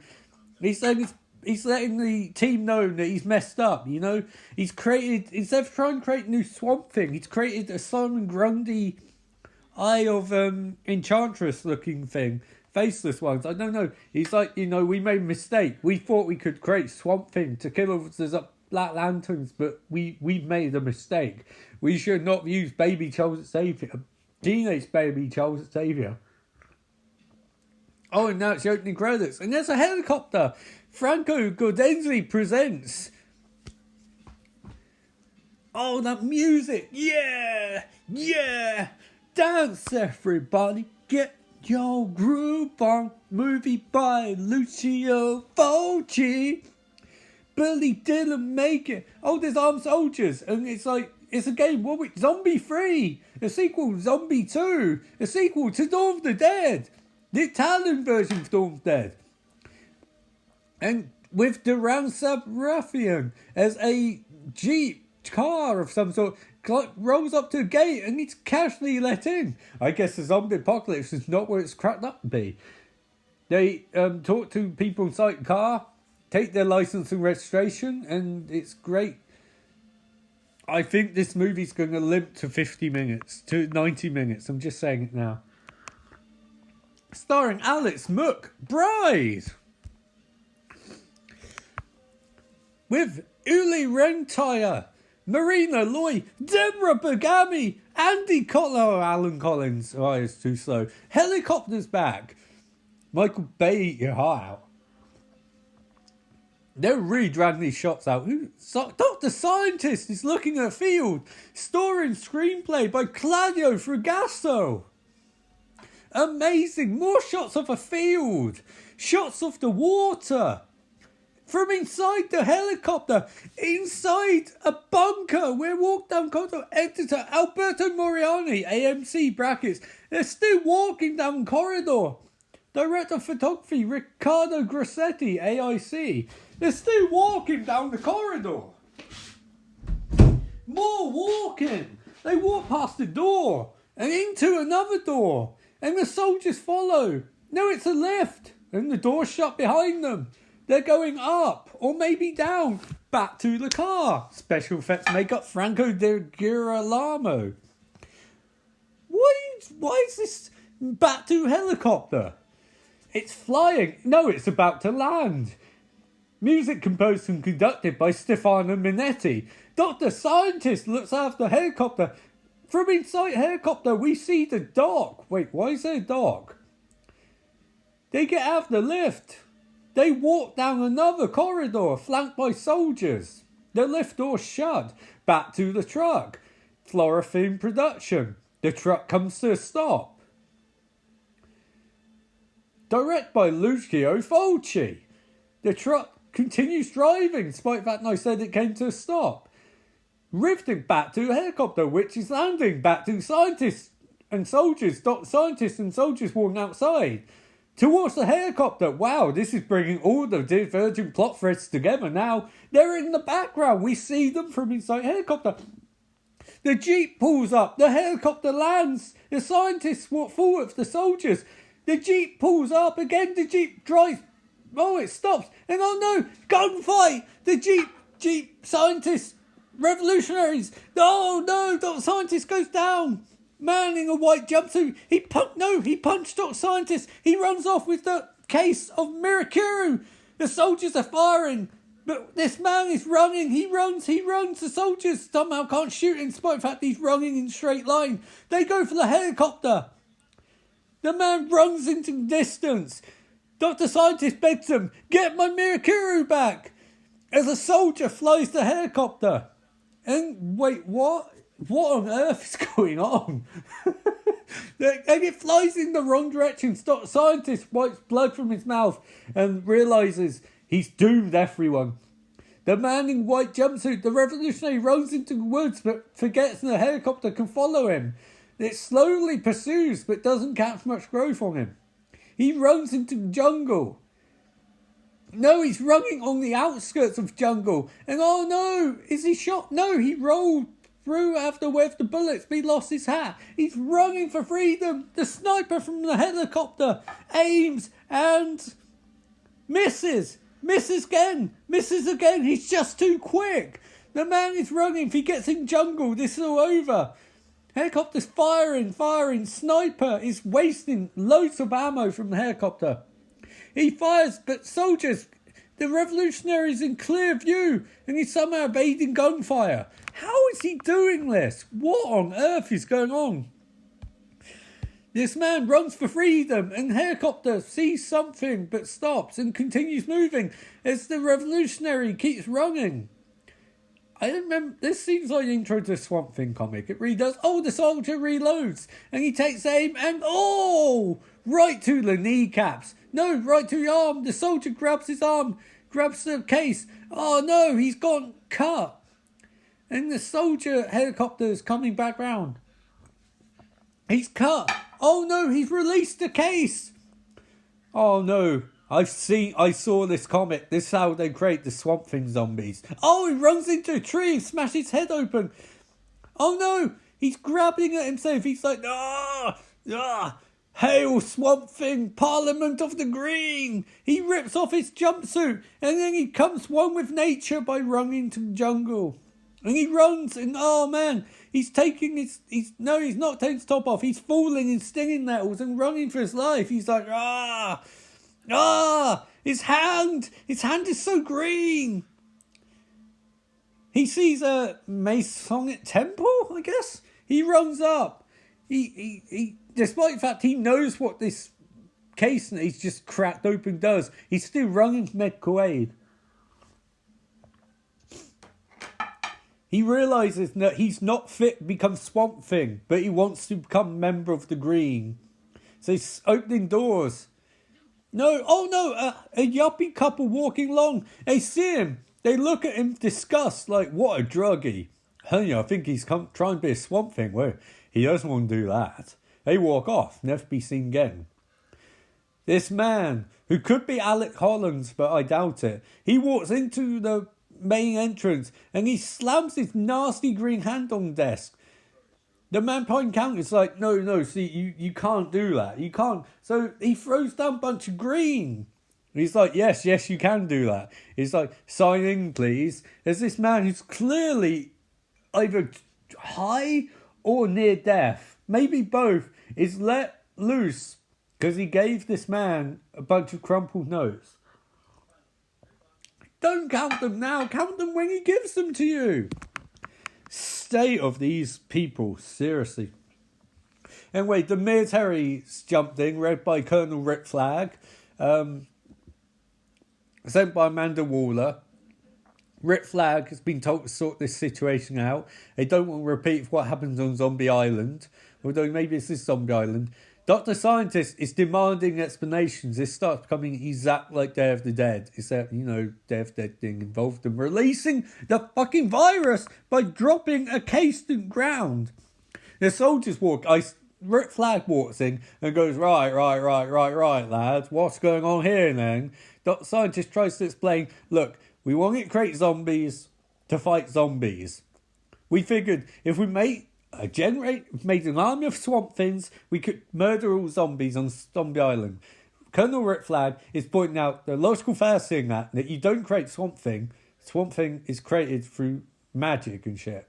You know, like science and magic are the same thing. It's like, not in my vocabulary, boy. He talks down Dr. Scientist. He's like, I don't give a fuck. I'm out here. He's like, who's this woman, Dr. Scientist?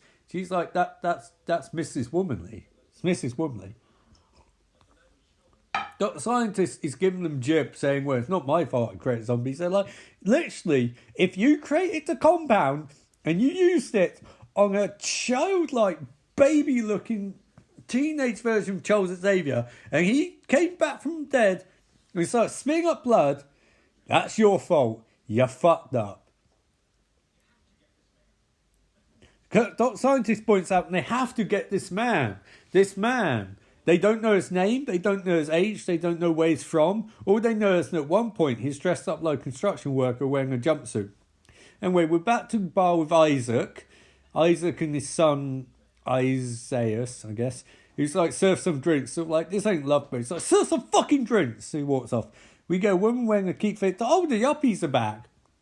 This way round sporting characters as Isaias is walking upstairs with a bunch of water. Disgusting looking floors. He's wearing a waistcoat. He walks towards the door and knocks twice. But there's no answer.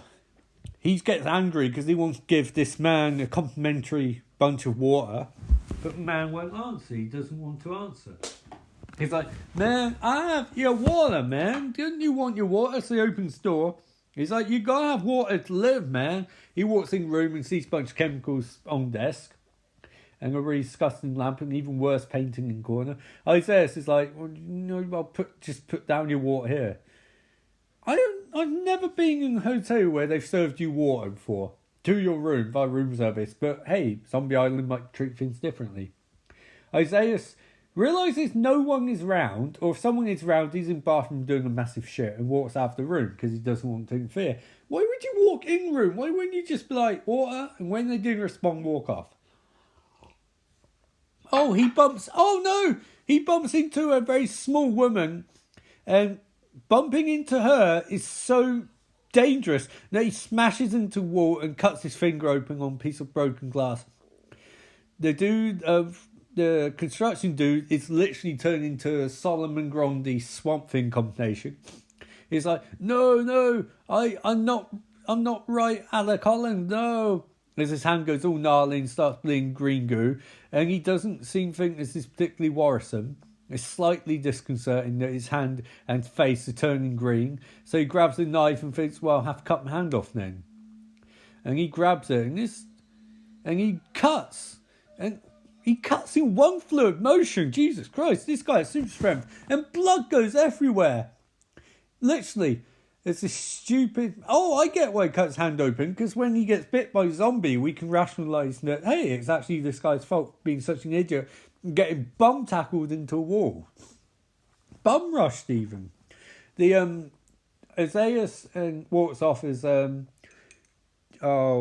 Jenny, the maid, walks into another room, and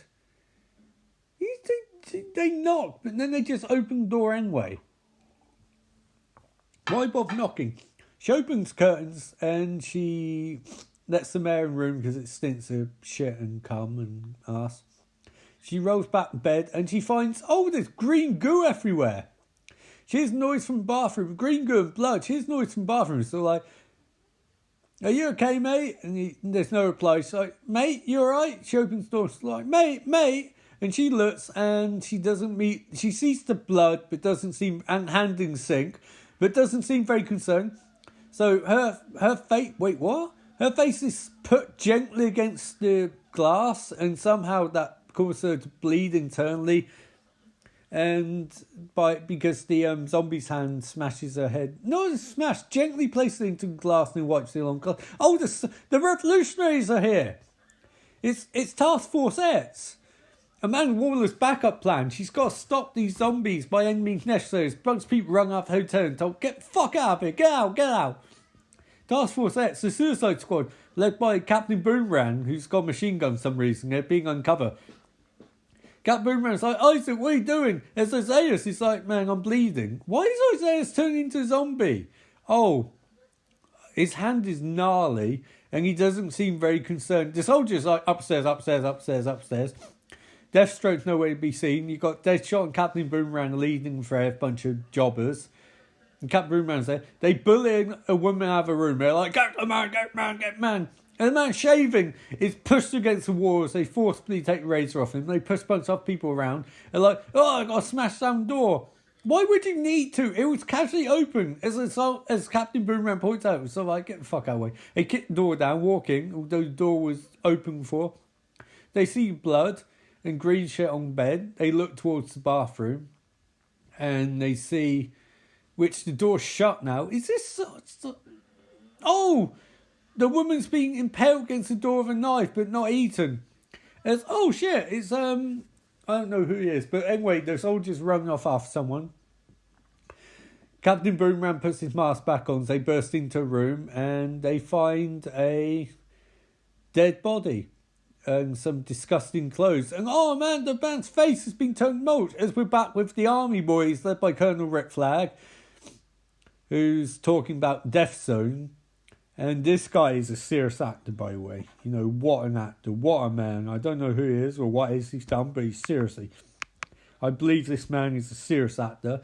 He's talking on the phone. There's a bunch of equations behind him. He's saying they have to stop the zombie infestation by any means necessary. His name says Morton on his bag. Oh, and Dick Cheney's behind him. Dick Cheney looks very concerned, you know, wondering if he'll have to shoot any more deer or anyone by accident. A bold man behind him. Oh, they're going to put body in the incinerator. But as we learn from Blackest Night, that doesn't stop zombies, you know? You need colour of the emotional spectrum to stop zombies, and I don't think you have it. Although, I mean, these are like different zombies. These aren't Blackest Night ones. These are more like the Parliament of the Rock ones, I guess. Arcane. In fact, I think Arcane's responsible. Arcane, obviously, is... William Arcane something, who's a bad guy in Swamp Thing, who antagonises Alec Holland and tries to fuck his sister or daughter or whatever her name is, or niece, I don't know, one of two. Anyway, it's a nice piece of work, and he is Herald of the Rock. As scientist looks at the door and thinks, that won't work.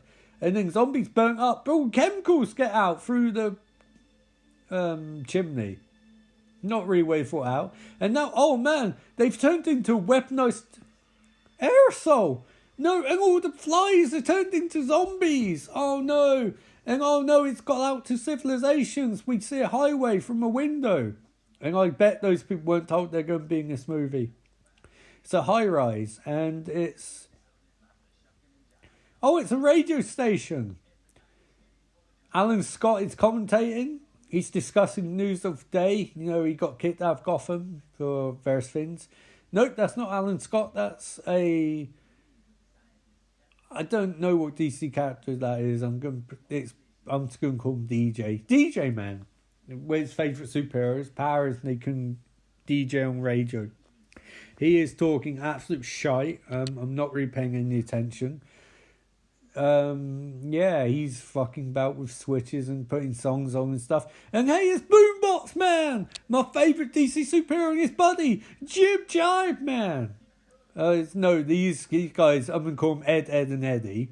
They're driving down the road, listening to Boombox, cruising for chicks, but yeah. Anyway, they drive through a archway of some kind. These guys are like guys from Hostel, Ed, and Eddie, you know. They're driving down the road being assholes. They're driving behind the bus and all women are waving at them. They're like, hey, baby. They sing along to their favourite song. They see a woman and they start freaking out. They're like, oh, boobies. He's like, hey, man, look, tits, man, tits. Hello. And women's sort of like, hey, we're in this movie because they needed more female characters. But we loved you. And they're like, hey, man, we love you too. And oh, they're blowing kisses. And they're beckoning each other. And guys like, grazie. And they're pulling up to the bus. and the women and guys stoop and kisses at each other, and there's 3 and 3. You know, there's 3 Eds for 3 Anns. 3 Eds for 3 Anns. Anne, and Annie. Anna, Annie, and Anne. Oh, there's more women. Oh, this is getting complex. There's 5 for 3. Whoa, the maths doesn't add up there. And oh, it's a guying bus. So there's 5 women and 1 man to split between 3 men. Wow, that's... Oh, there's another man. Wait, what? What the fuck is this? Is that Dr. Scientist's son? That guy looks exactly like Dr. Scientist. And this guy looks like a fucking plastic toy. What's with his face? It looks like a wax... Oh man, and Anna goes to expose her breasts, and Ed's are like, oh man, we're going to see some tillies. But she doesn't, and they're like, oh, you tease, we clap you, gratcha. And we see a radio station, and oh, we're back to DJ Man. Why do we have to see outside? Why did we go to that bit? I guess it's tying in with him because he's recording shit. Oh, and there's a woman in a car, a blonde woman, who looks like Mary Winchester.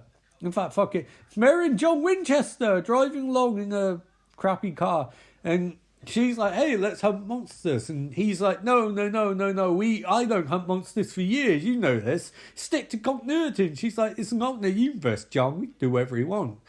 We don't have to have 2 kids named Demon and Sam. And he's sort of like, I want to fuck some monsters up. She's like, let's go fuck some monsters up. Because my day's dead because I made a deal with the devil. And he's like, Azazel's not a devil. Mary's like, shut the fuck up, John. You'd be dead if this was normal continuity. Anyway, they're driving along in the Impala. The Impala's red now, just go over it. And they're discussing, generic shit. You know, that sort of awful banter that Mary and John Winchester would have if, you know, both of them stay alive.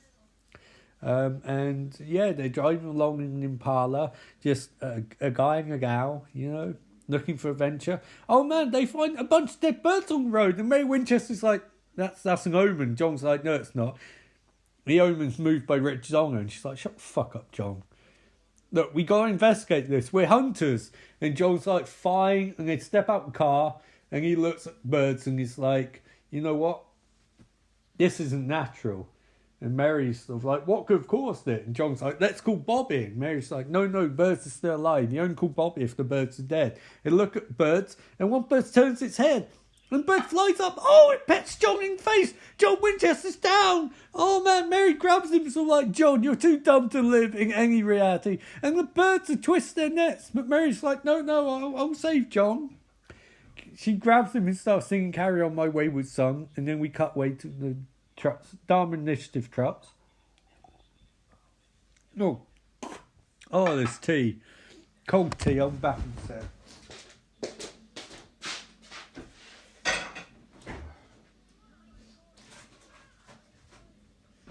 Oh, sorry guys, the tea was cold. So Dharma Initiative. Oh, the birds are flying. And oh man, wait, what?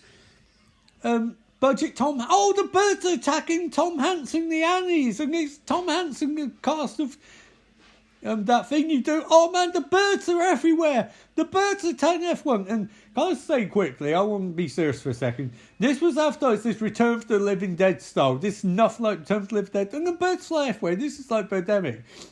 The birds fly into the sky as the Annies have all been bitten, except for one. And Anna's like, save me, Ed, save me. And he's like, well, no, I don't want the other ones. She's like, please, Ed, save me. So like, zombies, I can't fight zombie birds. He runs in the truck as the Eds follow. And then we cut to an abandoned motel. Seriously though, this was advertised as being Return of the Dead S. Return of the Living Dead S. It's really not. Something's growing from John Winchester's face and not his nose. It's sort of pissing blood and ooze. And Mary's like, John, maybe if I make a deal with the devil, it'll bring you back. Actually, Names follows up by saying, look, John, if you agree to be vessel of the Archangel Michael, they'll solve all of this. And John's like, no, I can't. My boys. Mary's like, they're not alive in this continent. John, just let the Archangel Michael in. So I can't. So she's like, for fuck's sake. And she goes looking for something to cut his face to bits with. Got the wind away. Mary Winchester's in an abandoned gas station, and she's walking around calling for aid. Mary, you're not a very good hunter. I know she's not in the actual show Supernatural either, but this is really bad. She's calling for aid. No, it's not really Gondor calls for aid, is it? She's begging for assistance, like an arsehole.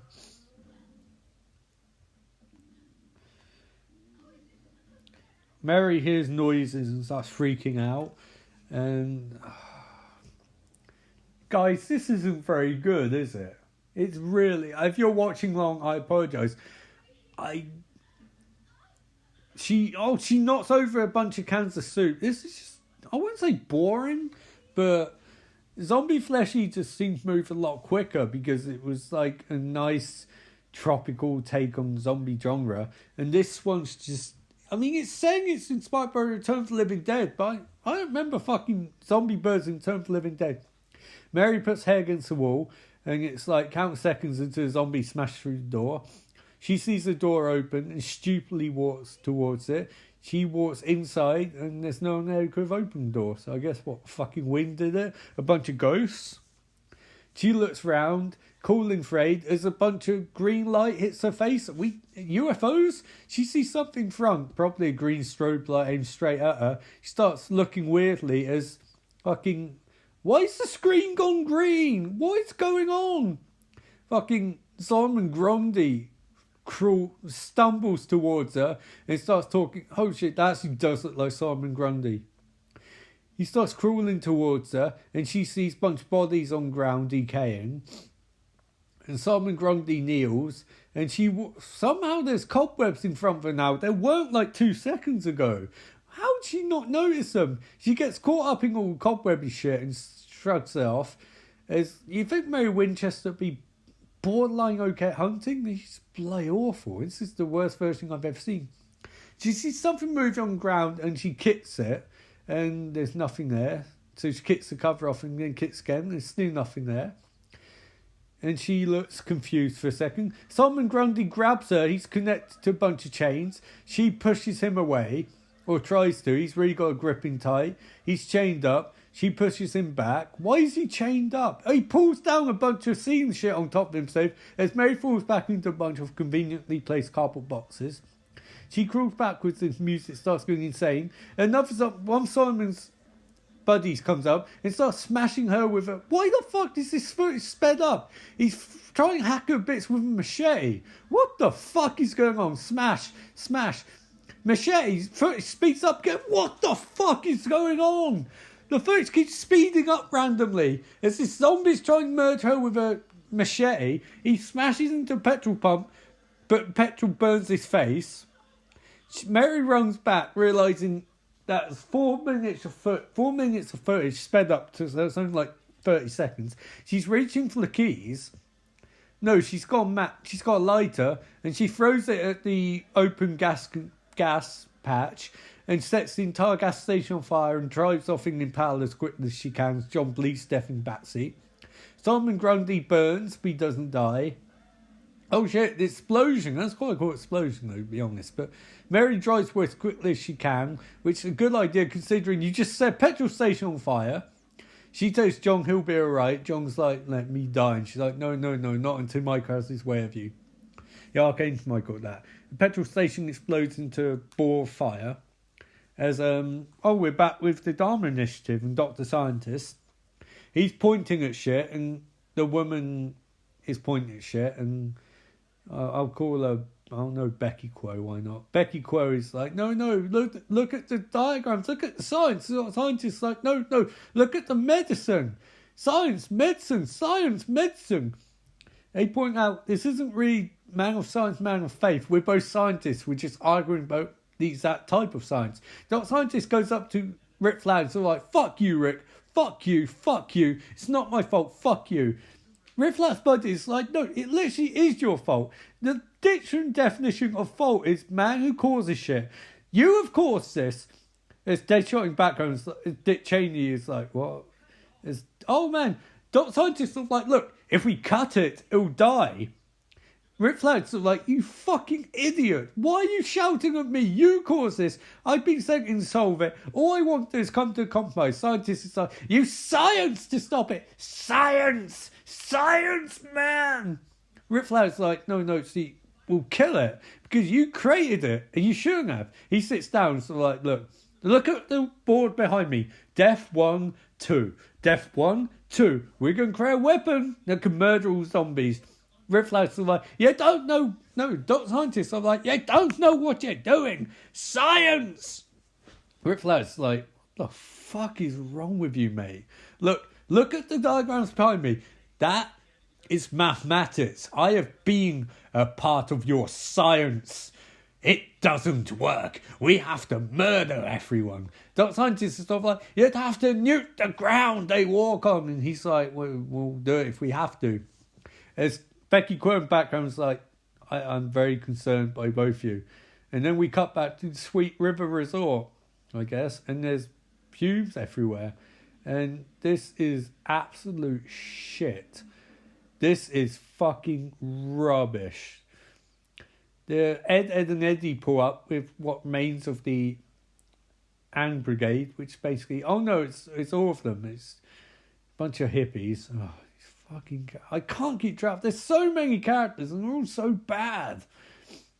Where's the Doctor from the first movie? Who was all? I know he died and turned into a zombie, but he was fucking awesome. He clearly hated the movie, but his performance was so good. And this is just, this is corrigible. And this is your reward for me getting 2,000 hits. I'm reviewing Moving. In the first 30 minutes, I say the words, that fucking rubbish, unironically. One of the women is bleeding green goo. And Ed looks at Annie Oakley, I guess. And so, like, she's going to die. And they're like, hey, Eddie's still like, I'll make a phone call. But then he pushes Ed, a second Ed, to make the phone call. Who's he going to call? Hey, probably Ghostbusters at this point. State for this movie. Oh, it's so bad. I am really suffering.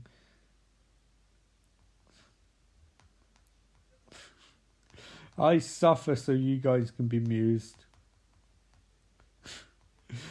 God, I really know how to pick them. This is so bad. And I was critical of Zombie Flesh Eaters first time I saw it, but at least that had a bit of pace to it. This is just, it's like they've got twice the number of characters, and I don't know why it's being advertised. It's being Return of the Revenge of the Living Dead, or Return of the Living Dead, or what the fuck it was. It's nothing like that, and I didn't really like that movie either, but at least that was something a bit different.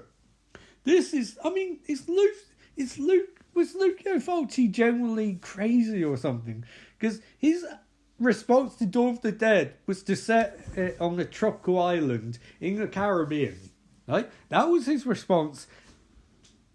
And not have any hint of any social message beyond these zombies and might be Spanish conquistadors among them. That was it. And his response to Return of the Living Dead, or Revenge of the Living Dead, whatever the fuck it's called, was to set this in a resort which has nothing to do with what's going on, to have the zombies bleed green blood, to have Solomon Grundy in a fucking cave behind a gas station, and to have Ed, and Eddie in there. And I don't understand. How did he get a gun? Are these guys in the military or something? I guess they are. But I don't really understand. It just seems like this doesn't really seem thought out much. And apparently there's an opening in Italian. But, I mean, I don't know. Oh, shit. They're going... always shot a hole in wall, and it's opened up a gateway to Solomon Grundy's fucking rape cave, I guess. It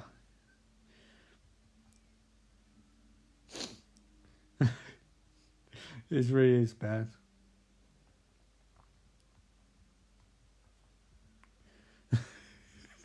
Ed is just, what an idiot. Simon Grundy and fucking Arcane. Oh, he almost pulls a gun on Eddie. So, like, lower your gun, Ed. Don't be a Eddie. I don't understand. I don't. That joke's terrible. Anyway, they find a bunch of military guns. They give one to fucking Alec Holland looking motherfucker. And he's like, I'll follow you. Any of these characters have any characteristics? Oh, we're back with oh shit, I can't keep track of names. Female character 4 who's bleeding profusely from head and also bleeding green. I can't believe this podcast has 2,000 hits, by the way.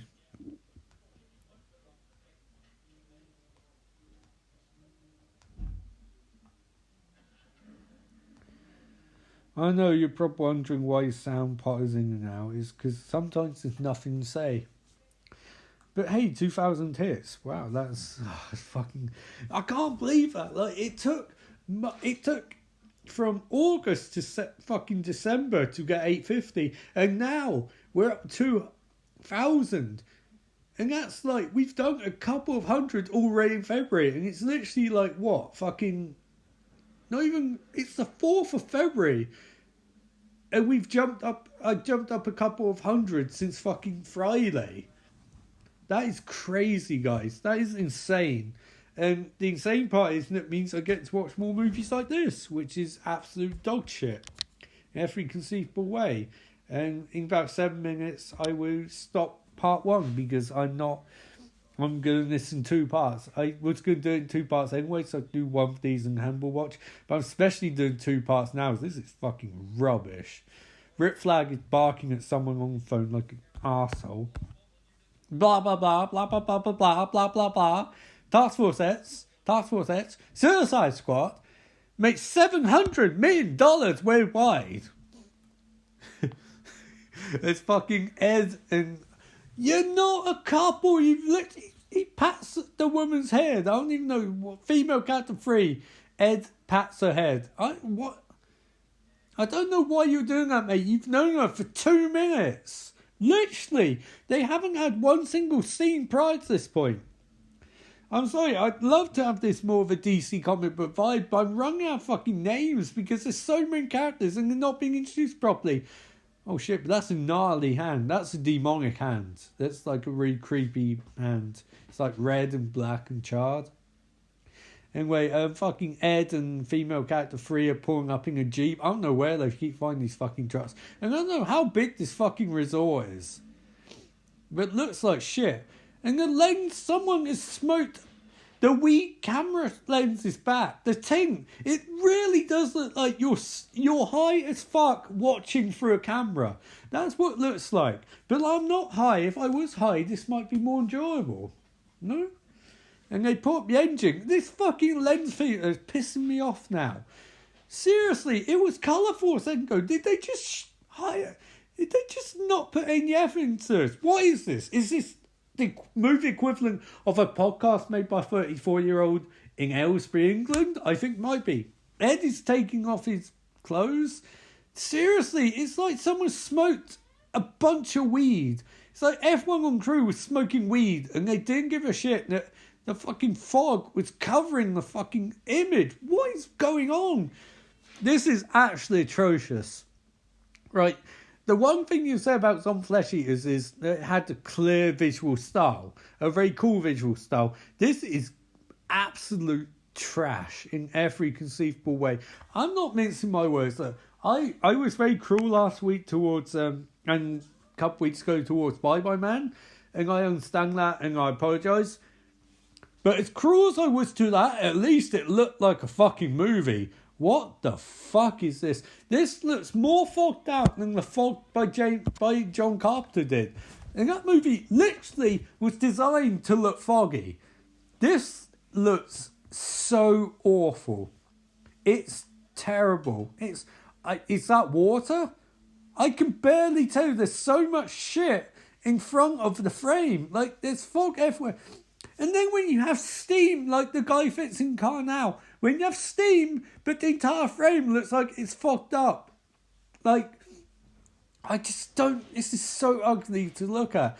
And she's climbing a brick staircase, the shortest staircase ever.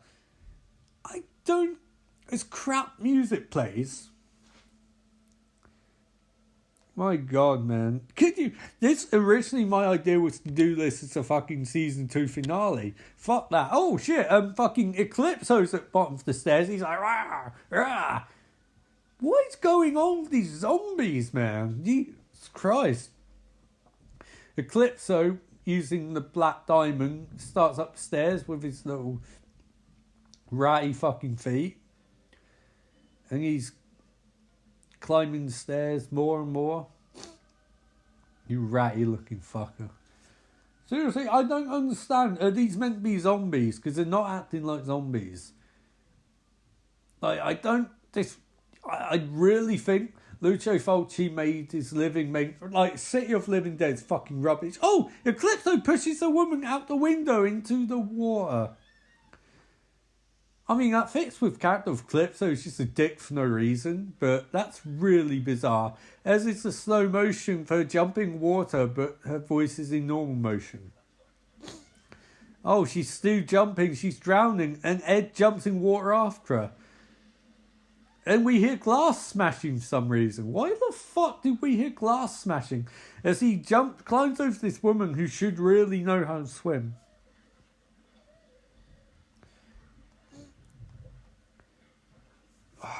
Right, okay. 2 minutes from 45 minutes and I'll turn this off.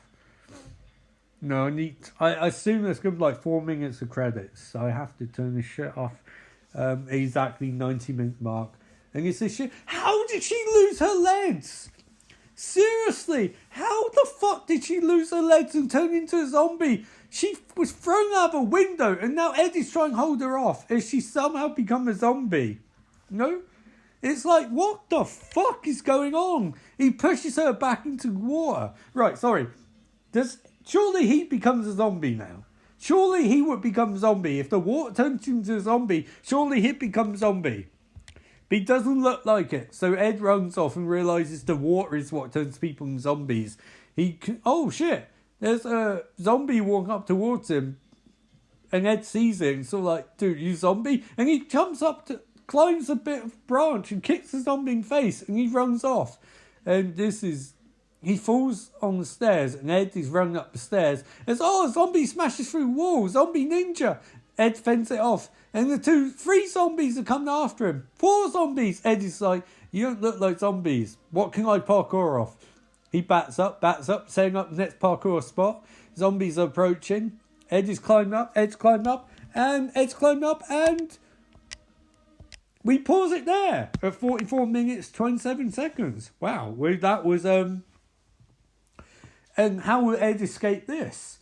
I don't know, but I will say that so far this is fucking abysmal in every conceivable way. And I am glad that I have to wait a weekend to get back to this, because I really don't know what to say. This is shit. This is absolute shit. I've never thought I'd say this, but I'm really looking forward to Move Your Porn being used as a breather section this episode, and I'm going to Move Your Porn. You'll be seeing that shortly. I'm going to pause, and you'll get Move Your Porn straight away if you listen to this live or live-ish. For me, I'm taking a fucking break because this was fucking atrocious, and I need to get something to eat and clear my head because what the fuck? What the fuck? You know, like 2,000 hits. Zombie Flesh Eaters, the first episode I did got 100 hits. I almost don't want this episode to get 100 hits because if this got more than that, you guys would be seeing man realise that his dream of coasting on zombie movies and cannibal movies was dying because they're all shit. Most of them are shit. Anyway, Move Your Porn coming up next.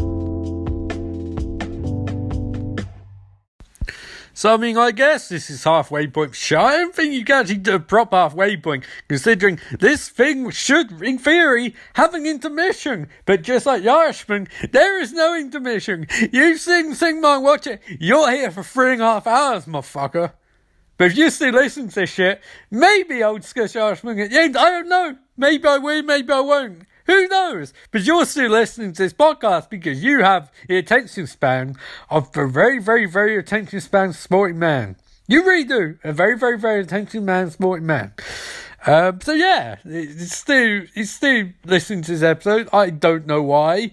The episode's normally an hour long, maybe an hour and a half. This one's over 3 hours long, and you've been listening for an hour and 50 minutes or something, I don't know. But you're still listening, and you're still listening, just like I sat watching The Irishman in the actual cinema, and I paid £9 for. Who knows? Maybe you'll get my thoughts on The Irishman at the end of the episode, maybe you won't, but you will definitely not if you don't keep listening. So keep on listening to Ian talking about motherfucking zombies.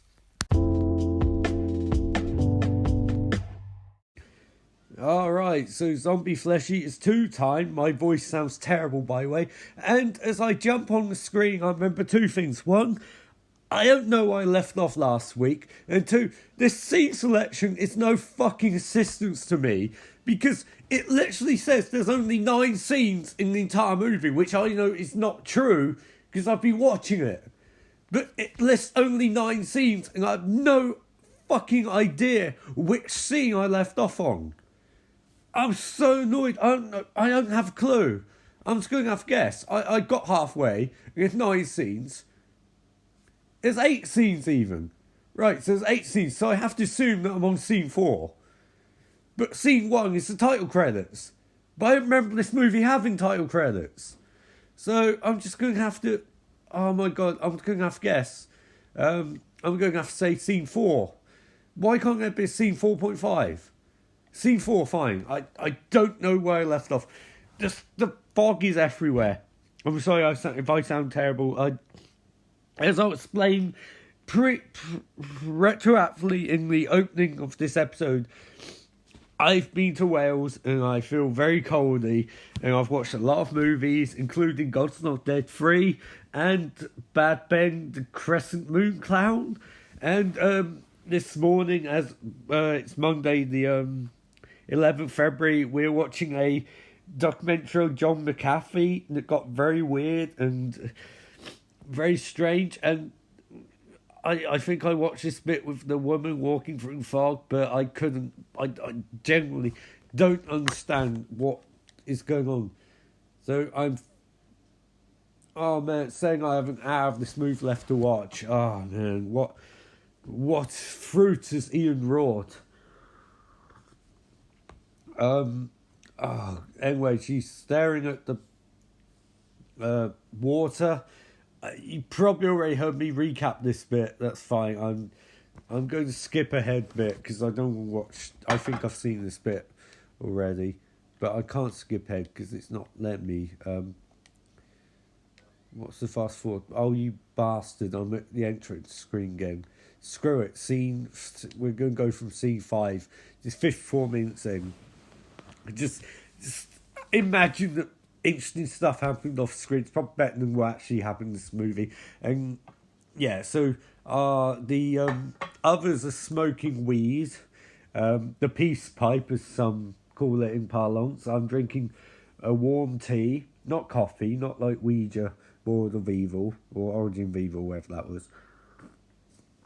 The others are guarding something. Ian sounds terrible, so this is not going to be a very competent recap, but when's ever. They're still smoking. They're smoking. Still smoking. Can we get on with it?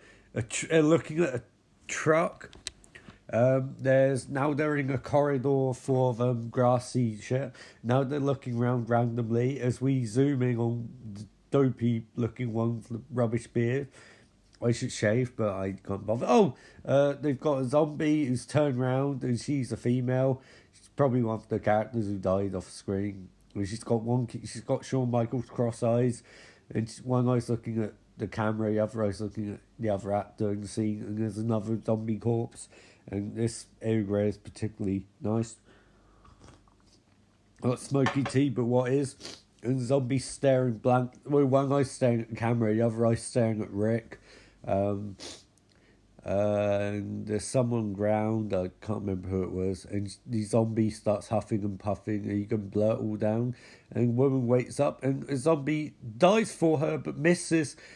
And woman's like, why do you dive on me? And zombie's like, nah. So zombies starting to act like zombies again. How is this anything like Return of the Living Dead, by the way? The woman backs up and, she pushes a post at the zombie and smacks it down, but zombie gets up because, it's not a headshot. And we're going in fast motion again for some reason. And the zombie's freaking out, and there's a bit of choreography. The woman tries to escape the zombie, smacks her in the head with first aid bots. Zombie, swamp thing, whatever, pulls safe up, and woman looks very concerned again. It's definitely your Mary Winchester type. The zombie rises. The zombie rise. Deep rising. Zombie jumps and woman moves out when zombie goes through window. Oh no, into the ground. Oh man. Zombie's arm's broken and two others pick up guns, but the car lights, Jeep lights turn on the dead lights and point at two soldiers. One of them's got really wonky eyes. It's moving. And weed, fog or vapour or whatever appears in front of them, so they point their guns at the Jeep. And a woman staggers out, woman from upstairs, and she's walking with a limp, and soldiers look at her in confusion, and she staggers forward. We're finally getting to see her face, and it's Mary Winchester. Mary's back, yay. And they don't shoot her because she's unarmed and she's destined to give birth to Dean and Sam Winchester. Man, I'm so wiped. Mary screams a bit as they drag her inside. And the soldier, the others, and Dharm Initiative run downstairs, and they've got machine guns too. It's nice to see others and Dharm Initiative working together against zombies. And now there's 4 zombies in front of the truck, and Mary's like, no, how can there be 4 zombies? That's a prime number. Is it a prime number or even number? I don't know. A bunch of characters I don't care about all stood around holding guns. Well, I care about Mary Winchester, I guess. Anyway, the soldiers are like, oh no, this is the DC universe. We need to barricade the wall. I remember this from the last zombie movie, except these characters aren't interesting enough to justify this. They're recycling shit from last movie as the green goo and the clawed hands. That doesn't look like a zombie's hand. That's our Freddy Krueger hand, one of those deformed demonic ones. And they're boarding up walls, and zombies are trying to break through something. I guess break through panels. I mean, panels aren't break through or whatever, it's sort of like, what can you do? So zombies are crushing stuff, and oh god, it's got Anchor's claiming as of today they haven't got any new hits, but I find that weird. Anyway, zombies smash through in a burst of green light to indicate that they're vaguely related to the Swamp Thing mythology, Parliament of Green and the Rot and all of that. Anyway, our fearful characters have machine guns but aren't using them. So Becky said just can shut the door. No, I'm sitting down again. And zombies are slowly marching forward. And I think this is going for a similar effect as last movie, but I was enjoying that a lot more. And also, I'm still not sure what this has to do with Return of the Living Dead. The zombies amble forward. You notice they changed the design of them, because in the other one, they were really sort of weird, and they did move in fast motion. Although I like the effect of the zombies walking through fog. That's the best use of fog so far. But then flip it and show foggy view of the soldiers and the others. That just looks crap, Anyway, zombies stagger forward as Mary Winchester says, you show me head, and she's roundly ignored. This tea's great. I guess one of the zombies has flamethrower, and one of the soldiers has flamethrower. The zombies go up against the patchwork wall and break it down with ease. And, some of them set on fire and they do the zombie walk. They do the walk. They do the zombie walk. They did the walk. It was a burnt down cork. Oh, no, that's not very good. But zombies proceed, and someone falls over for no reason, and zombies bundle him. They grab the guy's arm, but don't realise he's already been chewed in bits by zombies. Zombies actually grab your arm back, as in saying, it's our arm now. They're chewing on the innards as the others in the initiative, the remainder, run way up the stairs. One of the others shoots Charles Whitmore shoots one of the zombies, and zombies see him, and it's sort of like, hey, you know, shoot our brother, eh? Also, in terms of Living Dead, the zombies talk, but they're not talking less. I think they just put that in for the sake of it, you know? I don't think they actually... Oh shit, when the zombies crawls through a partition and they're shot, oh, but they're not shot in heads, they just fall down instead of dying. And oh no, guns have ammo. One of the zombies is like, no more ammo. So he grabs a shotgun and shoots zombie in the face. There's good effect there, it's quite explosive. And zombies are doing zombie shuff upstairs. I mean, some Flesh Eaters wasn't really about anything either, but it felt like more of a competent movie. It's weird, which is weird to say, because it wasn't that competent. And when Ninja Zombie jumps down from the sky, and Joel Whitmore smashes it in the face a few times, and he shoots it in the chest, but not head. And another zombie gets drop on Whitmore. He gets drop on Annie. No, Annie, no. She grabs a chair leg, and she slams it through zombie's neck. These people have any idea how to take out zombies. No, that doesn't do tricks. Zombies like that, that's not how it works. So, and zombie proceeds on Annie, like, no, and she falls to the ground. Mary Winchester, Charles Whitmore shoots zombie, and there's another zombie jumps out from the ceiling. These fucking parkour ninja zombies and he's immediately set on fire and runs to his brethren. And the flame for her backpack is taken off, and they grab Mary, who's still got a bust up leg, and they drag her to safety.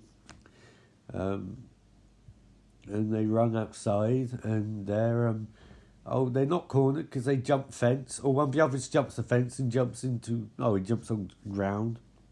And apparently it's not a very high fence / balcony, so everyone jumps down the beach.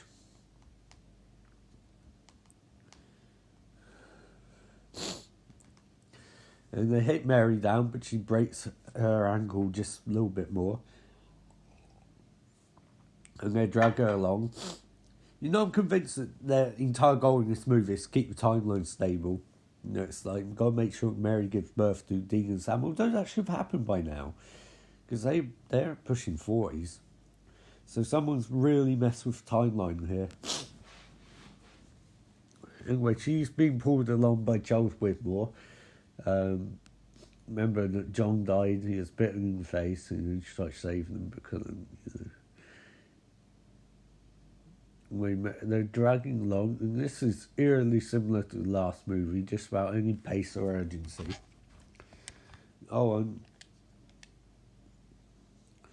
fuck it. I have it on 1.5, but I'm going to take it back to 1 because I don't think that's fair. Maybe that's like that. You think that explains why it's moving so quick, but it wasn't on 1.5 before.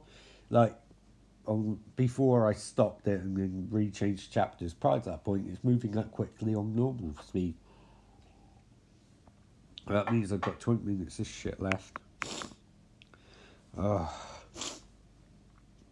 They go to a blue sky, and we're getting shots of the forest and jungle and shit, and it's just going round and round. And oh no, the zombies got drop on them again. How? And he shoots at dude. Shit. Fucking. Oh no. George shoots the zombies on the flip, and then another zombie grabs George and slams him against the wall. They're having a proper fight. He's choking George. He's choking. George pushes him back into the web, and then zombie comes from the sky and grabs George, and George is like, no, not this way, and zombie's like, nah, I'm gonna take your face, George. And he's swinging, Marco, and George smashes him impales him with an oar. Another zombie grabs George, and he's trying to bite, but George is like, no bite, and zombie's like, I want to bite your flesh, and George is like, no, zombie's going for a palm fist, and there's another zombie who grabs George. George reverses and Irish whips the zombie away. He runs, the zombie tackles him, grabs him again. Zombie's going for a cat.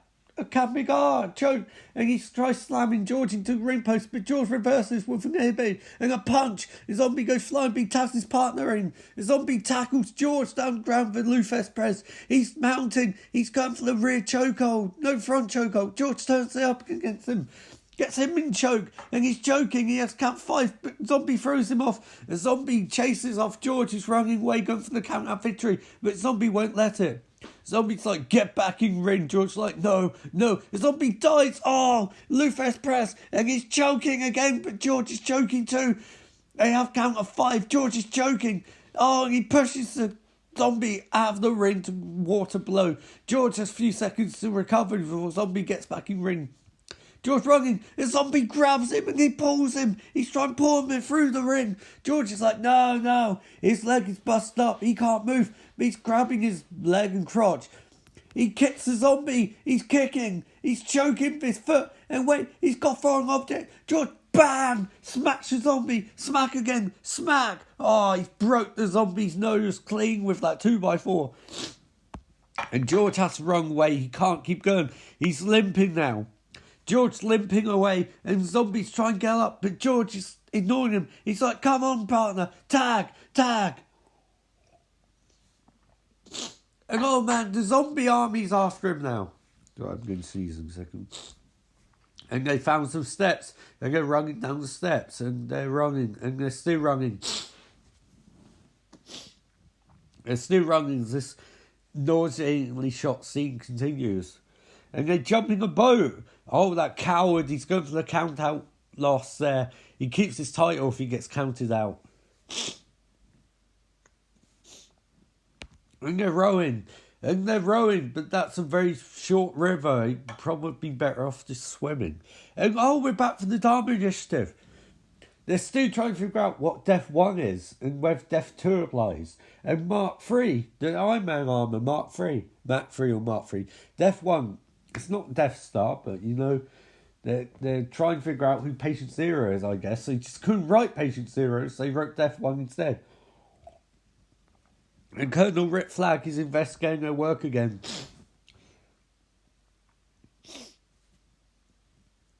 And he's not happy with their work. He's unimpressed. He's like, did you write this? And the woman scientist says yes. And so like, I question your work.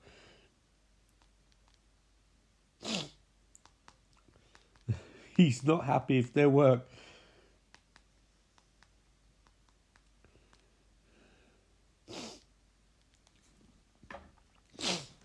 And the dude, Alec Holland looking motherfuckers arguing with Rick Flag, and Rick Flag's like, look, can we just like, do I have your permission to murder all zombies? And so like, they're not zombies, they're Swamp Thing. And this guy's like, it's potato, tomato, pistachio, papato. I don't know what I'm talking about, man. Some days you just can't get rid of a bomb, and some days you just need to get a podcast done by any means necessary. Oh man. Anyway, there's 2 guys that look like Alec Holland in this movie. Fucking hell.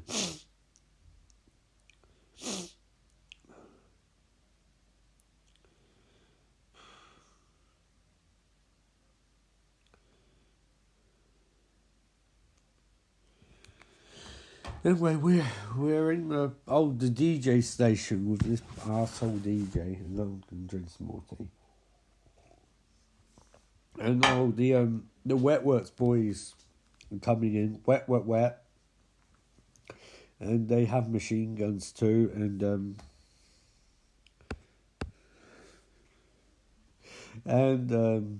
the police, I guess. I don't know why they're moving so slowly, or why the car is moving so slowly, almost in step with the soldiers. Oh, zombies, and they're shooting Gary. They're shooting MVs, and there's no tension here. It's just like band shot. And the DJ's reporting on all this shit, I guess, and he's just, if I had the sound on, which I don't have time about. He's describing the action. This piece of shit movie doesn't... I don't really see how this has 24 minutes left. The zombies are literally just coming out and being shot by the Wetworks team. who are lying down on the ground for some reason. Oh, they're setting up their weapons and they're shooting. And they're shooting still.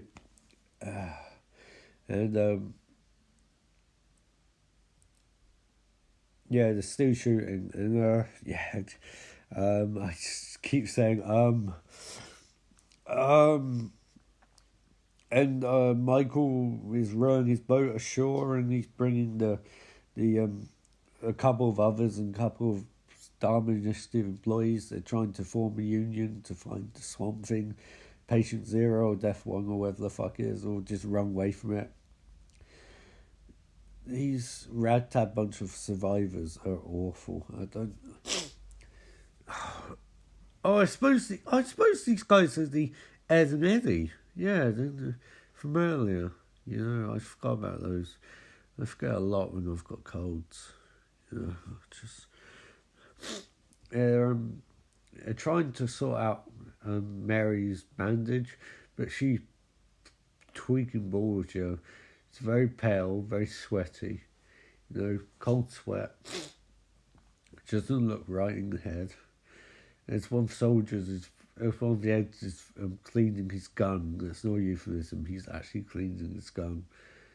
But by gun, I mean gun. I mean he's cleaning his dick. You know, it's a bit inappropriate for the ladies present and the guys, I guess. You know. Anyway, we see a cock. A cock in frame. You know, and the Dharma Initiative guy tries grabbing the cock, but the cock is evading him. The cock does not want to be touched. A woman, Annie shakes her head and sort of like, look at that man chasing that cock. But he can't grab the cock, you know. The cock, it's too hard, you know. It's too free. It's just flapping in the wind. Anyway, the guy trying to grab cock realises there's a flamethrower gun pointing at him, and he looks sad. He's sort of like, not this way, he gulps, and oh shit, it's the Wetwork Boys. They have him at gunpoint. They've got gas masks on, and they must think he's a zombie, despite the fact he showed no signs, and they shoot him. Oh man, down he goes. Character who don't know. And Ed and Eddie start firing. Oh no, two Wetworks guys go down. Ed and Eddie are sort of like trying to hold them at bay. And Ed grabs Mary, and Annie runs after them as Eddie follows. And they're running through water, and there's a helicopter chasing them, but apparently they can't catch them that quickly because it's not trained to. And I don't really know what plot is. I don't know what end these characters trying to do. You can say that's because I'm not listening to sound, which is true. Anyway, we're in the helicopter now, and the pilot and his co-pilot are chasing a ragtag bunch of survivors, I guess.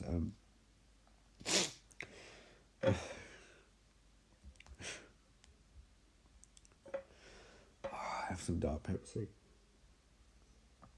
And there's 5 zombies on ground, and they look down as the helicopter pilot tries to teach his co-pilot a bit of rules.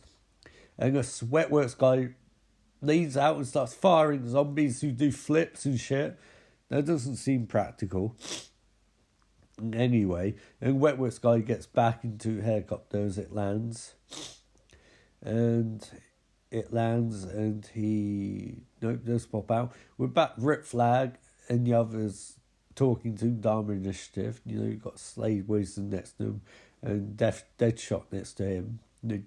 Rip Flag, Deadshot and Deathstroke. And they're trying to teach the Dharma Initiative about how they murder all zombies indiscriminately. And now Colin's like, you can't, they're living things. What about Swamp Thing? And they remind him that Swamp Thing's not a zombie, but he won't listen to them. He tells them about Arcane and the Parliament of Rot and Parliament of Green and, you know, the forest trees. And Rip Flag's are like, can you just shut the fuck up? You haven't done anything this whole movie except be a dick and complain. And be honest, we don't really think you are Alec Holland, because you haven't turned in Swamp Thing once. Alec Holland starts doing a rant about the environment and about how shit gets real when green gets peeled, I guess, you know, lack of a better term. And he's trying to explain the DC continuity to them. And they're like, look, last time this shit happened on Zombie Island, we lost the island, and then zombies invaded Gotham. If it wasn't for Batman and Bat Family, you know, Batwoman, Robin, Nightwing, you know, Red Robin, Arsenal, Red Hood, and all those motherfuckers, we would have lost Gotham. Let me tell you something, you piece of shit, you fuck Alec Holland. Why don't you fuck off? You don't know shit. You don't know jack shit. And Mr. Holland starts talking about the green, and Poison Ivy, and Rick Flash like, will you shut the fuck up? You know, death one, Mr. Holland, death one. It's like death nothing. Patient zero is what we must find. Rick Flag explains to him, patient zero don't mean shit. Death one is who we should find. And they're arguing over this, and there's no point arguing over this. Just nuke the entire resort. And, fuck, I don't know what her name is. A random woman pops up and sort of like goes, well, maybe there's a solution between genocide and, you know, whoever Alcohol's talking about. He's sort of like, yes, there is. It's called vegetarianism. Hemp. And Rick Flag's like, hemp is not going to solve the issue.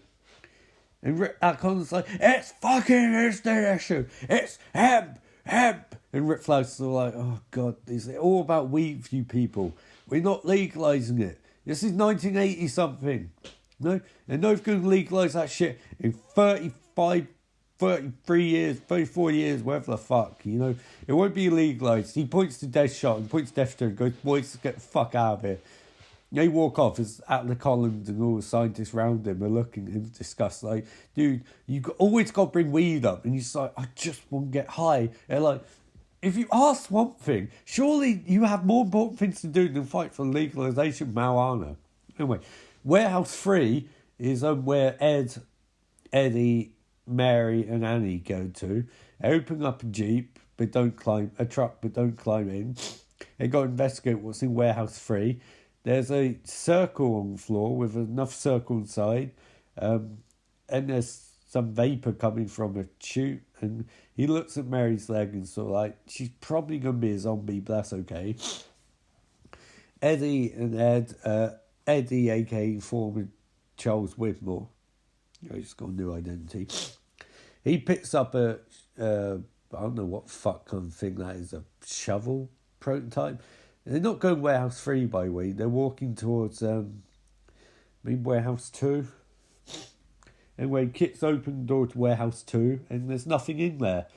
Except, you know, a bunch of wood and wood shavings and shit. Sorry, I finished my tea, and I haven't finished my Pepsi yet, actually. Finished my Pepsi, and they're, Ed and Eddie pointing their guns at shit and having conversation about the broad strokes of DC Universe, and pointing out it's strange that no superheroes have come to save the day. Mary points out Swamp Thing's a superhero, and they say, not really, he's kind of an anti-hero, an environmentalist. And anyway, Annie stood by the infirmary sign as, oh no, that creepy, foggy weed vapour is coming. And she's got her, I guess it's a shovel, but it's like shovel part has been smashed, so you get stick and then shovel part hands off it almost like a scythe.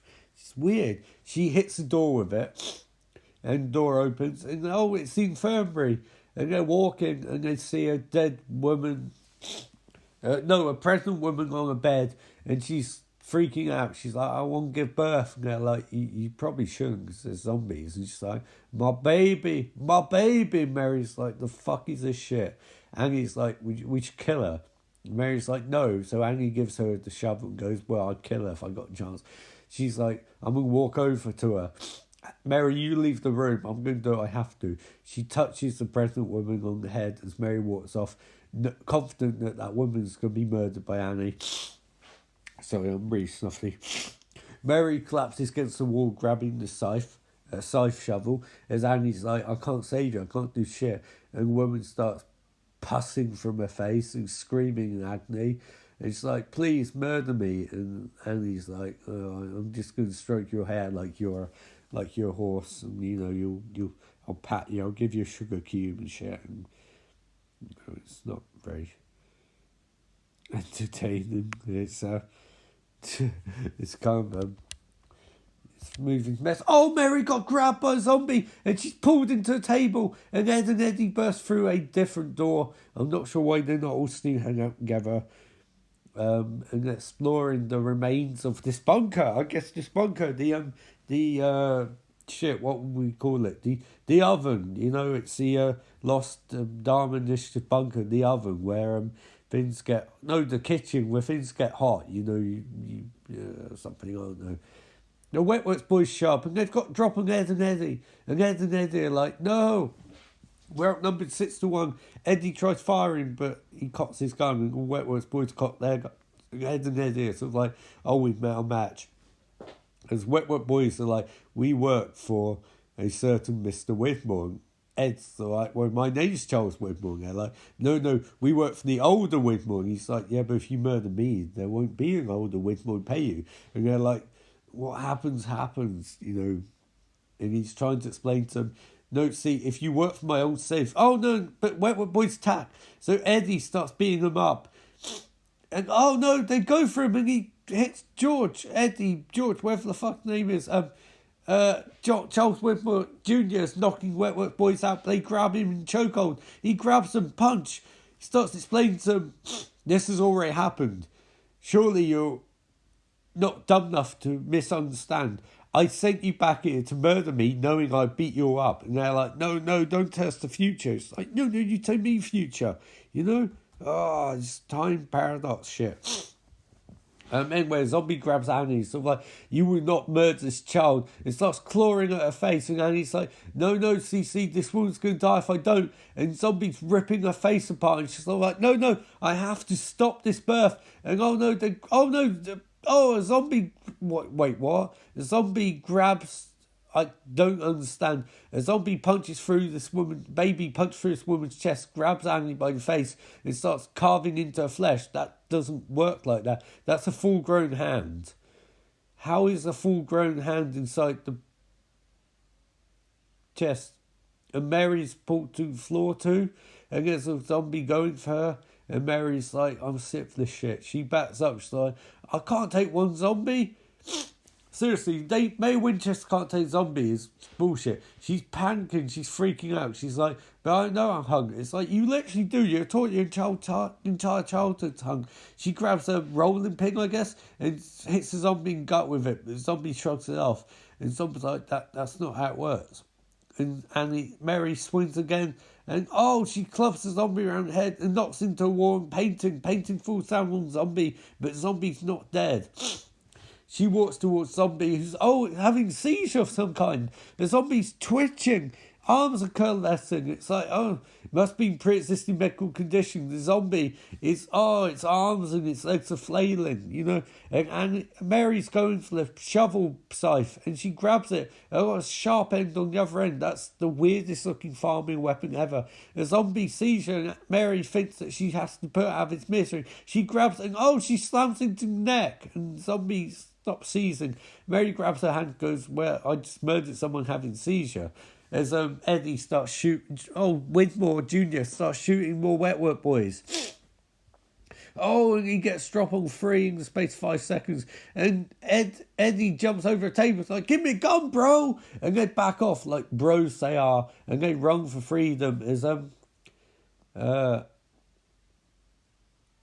is this Annie or is this Mary? I don't fucking know. Whoever it is backing up.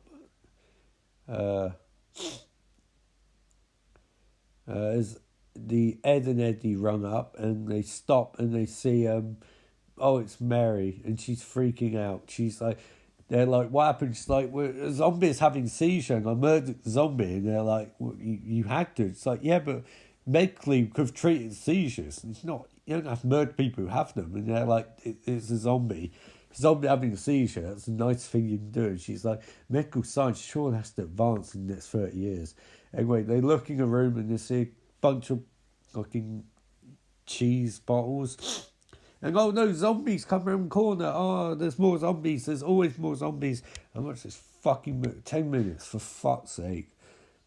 I've had enough of this. I really fucking have. Anyway, heroes, for lack of a better term, are walking outside and they're taking Mary with them. And there's fucking fog everywhere. Did someone get a discount on fog machine or something?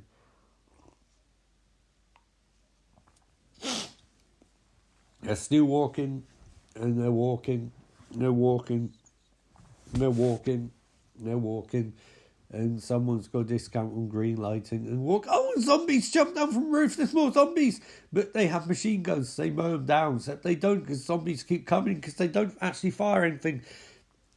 Eddie changes the mags on his rifle as more zombies come from nowhere.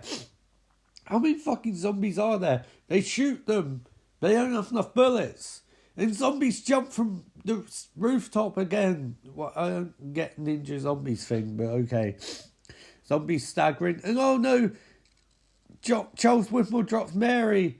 And she's limping. And they're surrounded by zombies. And they can't, conserve their ammo by shooting zombies in the head.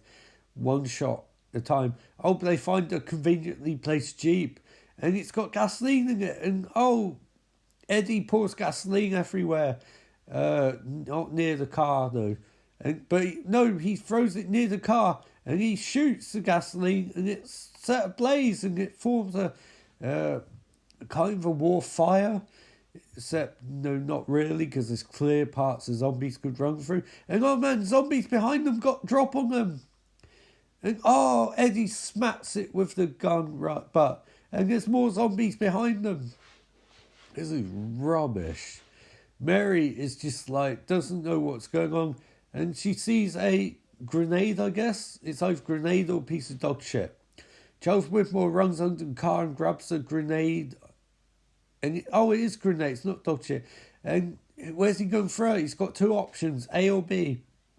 He throws it B and he blows a house up 20 feet from a bunch of zombies and the flames and impact somehow murders the zombies despite the fact they weren't anywhere near it, and the rest of the zombies are freaking out because they see fire, although where's the war fire that was there before? Anyway, they see a helicopter and they can run to safety and have a MFM freeway. So Mary's picked up again and they run for the helicopter as Eddie is firing, although why does he need to fire? You've got enough room to get to the helicopter. He's trying to hold zombies at bay, but he's not firing. And he fires and all zombies go down despite the fact there's no way those bullets will murder the zombies. Anyway, some zombies keep coming as Eddie is trying to work a helicopter. And Eddie, or whatever the fuck's name is, George, I don't fucking know at this point. He's clubbing zombies and he runs for the helicopter. He grabs it. He pulls it down like a dickhead. Dude, you're pulling the head, you're weighing it down, and he can't climb it because he's a moron. And they won't bring the helicopter back down. And oh man, the zombies emerge from hay bales. They're hiding, they grab Eddie's foot. And Mary's like, no, just take off. And Charles Whitmore's like, fuck. It's, oh man, the zombies got drop on him. But he's punching as far as he might. Mary's freaking out. She can't lose enough, man. And they pin him down. And oh man, they're biting him. And he's like, no, save me. And they're like, dude, there's too many zombies. And he's like, save me. And they're like, no, we're going to fly away. And so this movie is going to end with Eddie being torn apart by zombies. As Charles Whitmore and Mary fly away. And the Wetworth Boys are back in greater numbers, but somehow. They're just walking, casually shooting zombies, and I have lost all enthusiasm for this movie, all motivation. Somehow Eddie's still alive, despite the fact that they're literally tearing him apart. He's fending them all off, which seems impractical. They're ripping into his arms and shit, and he's not going to be able to too much longer. Anyway, Wetworth Boys are still coming, but very slowly. And the zombies, they're being really slow. Really, really slow. Eddie is like, no, I'm not dead. And they're like, how are you not dead? He's like, I got the strength of the green. And he throws a zombie as hard as he can, kicks one in the face, punch. And oh man, the Submergio, the Kajim clutch. But he judo throws a zombie and kicks it in the back. And Eddie's running for his life, but he's covered in blood. And he's like, save me. And they're like, we can't save you, dude. You literally, God knows what you have at this point. Wetworth Boys see him and they're like, don't fire. He runs towards them, and they assume he's a zombie. I'm going to guess and shoot him, which is a homage to Night of the Living Dead. Haven't yet. And then they shoot him because they told him to stop and he wouldn't. And then they don't stop to wonder, why did the zombie die when we shot him in the chest? And he's like, no, he saved me. And he keeps moving forward, reaching out for the sun like Clark Kent. And then he falls down to his knees. And Wetwood Boys are like, we're fucking heroes this movie, Hoss. And the helicopter flies away to an uncertain future. As we're in it with Mary and Charles Widmore, and that's the most terrifying spin-off imaginable. You know? The Supernatural Lost Boys or whatever. Mary's in bad shape. Hey, and we're back to DJs. We see a piece of text called Play Beatles Song. And, wait, what? Is he a zombie now? Sorry? How is he a fucking zombie? How is he a zombie? What the fuck? Was it the fog? Sorry, hang on a second. What the fuck is going on? Wait, I need...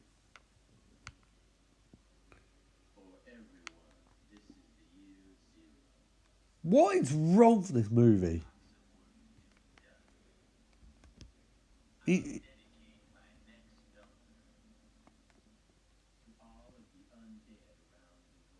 I'm sorry.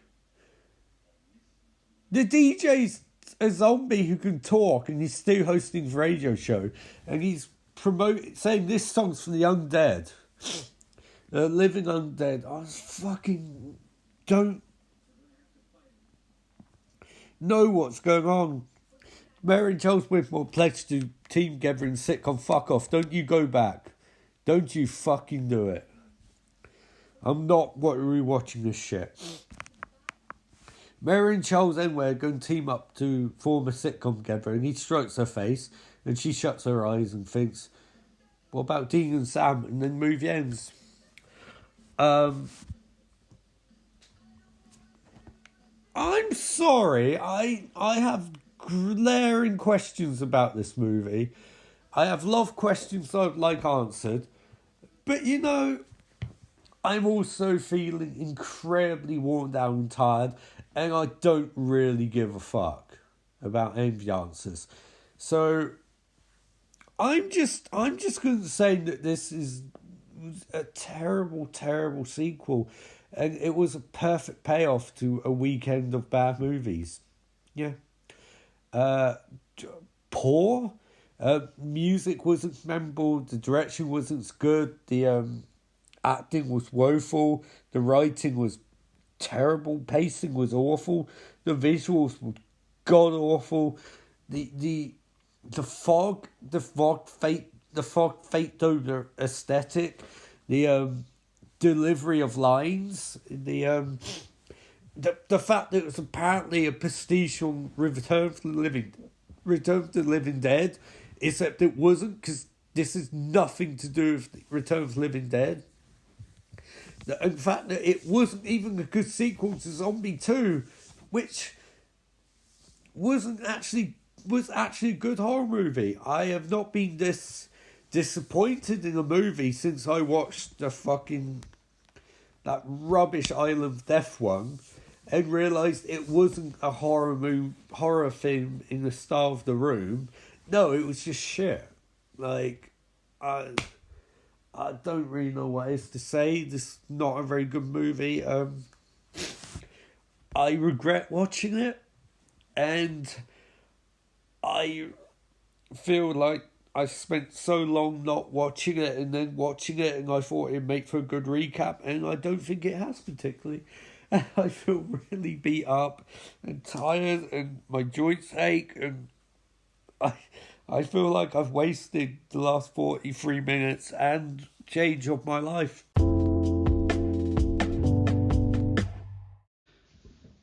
So, Zombie Flesh Eaters 3, made by the team behind Troll 2. Whoa! crazy fun because Troll 2 isn't one of the worst movies ever made. And I know what you're thinking. Ian, it is one of the worst movies ever made, but it's a comedy classic. And I'd say no, it's not. Watch the fucking movie for yourselves. It's rubbish. It's not even funny. It's just terrible. It's god awful on so many levels, guys. I'm not recapping it because I don't want to watch Troll 2 again. But I watch movies made by people behind Troll 2 because, hey, we're going to have some fun on Friday night, man. Anyway, Zombie Flesh Eaters 2. Zombie Flesh Eaters 3 even. Is sequel Zombie Flesh Eaters 2 in name only, which was sequel in name only to Zombie Flesh Eaters, which was a sequel in name only, pseudo sequel to the Italian/European edit of Dawn of the Dead. Confused yet? Welcome to my world, people. I have no idea what the fuck's going on. But it's okay. We're going to get going now. We're going to start the recap. Okay. Movie starts with the Illuminati setting up a research institute to defeat death itself. Its title appears on screen. The title, of course, being rather aptly the title of After Death. Wait, oh. Hang on a second. After Death? That's not a good omen. When Tarantino in Death Proof had the title appear on screen, Thunder Road or Thunder Point, whatever the fuck it was, that was funny because it was a... Yeah, that was funny because it was a parody of shitty Grindhouse movies.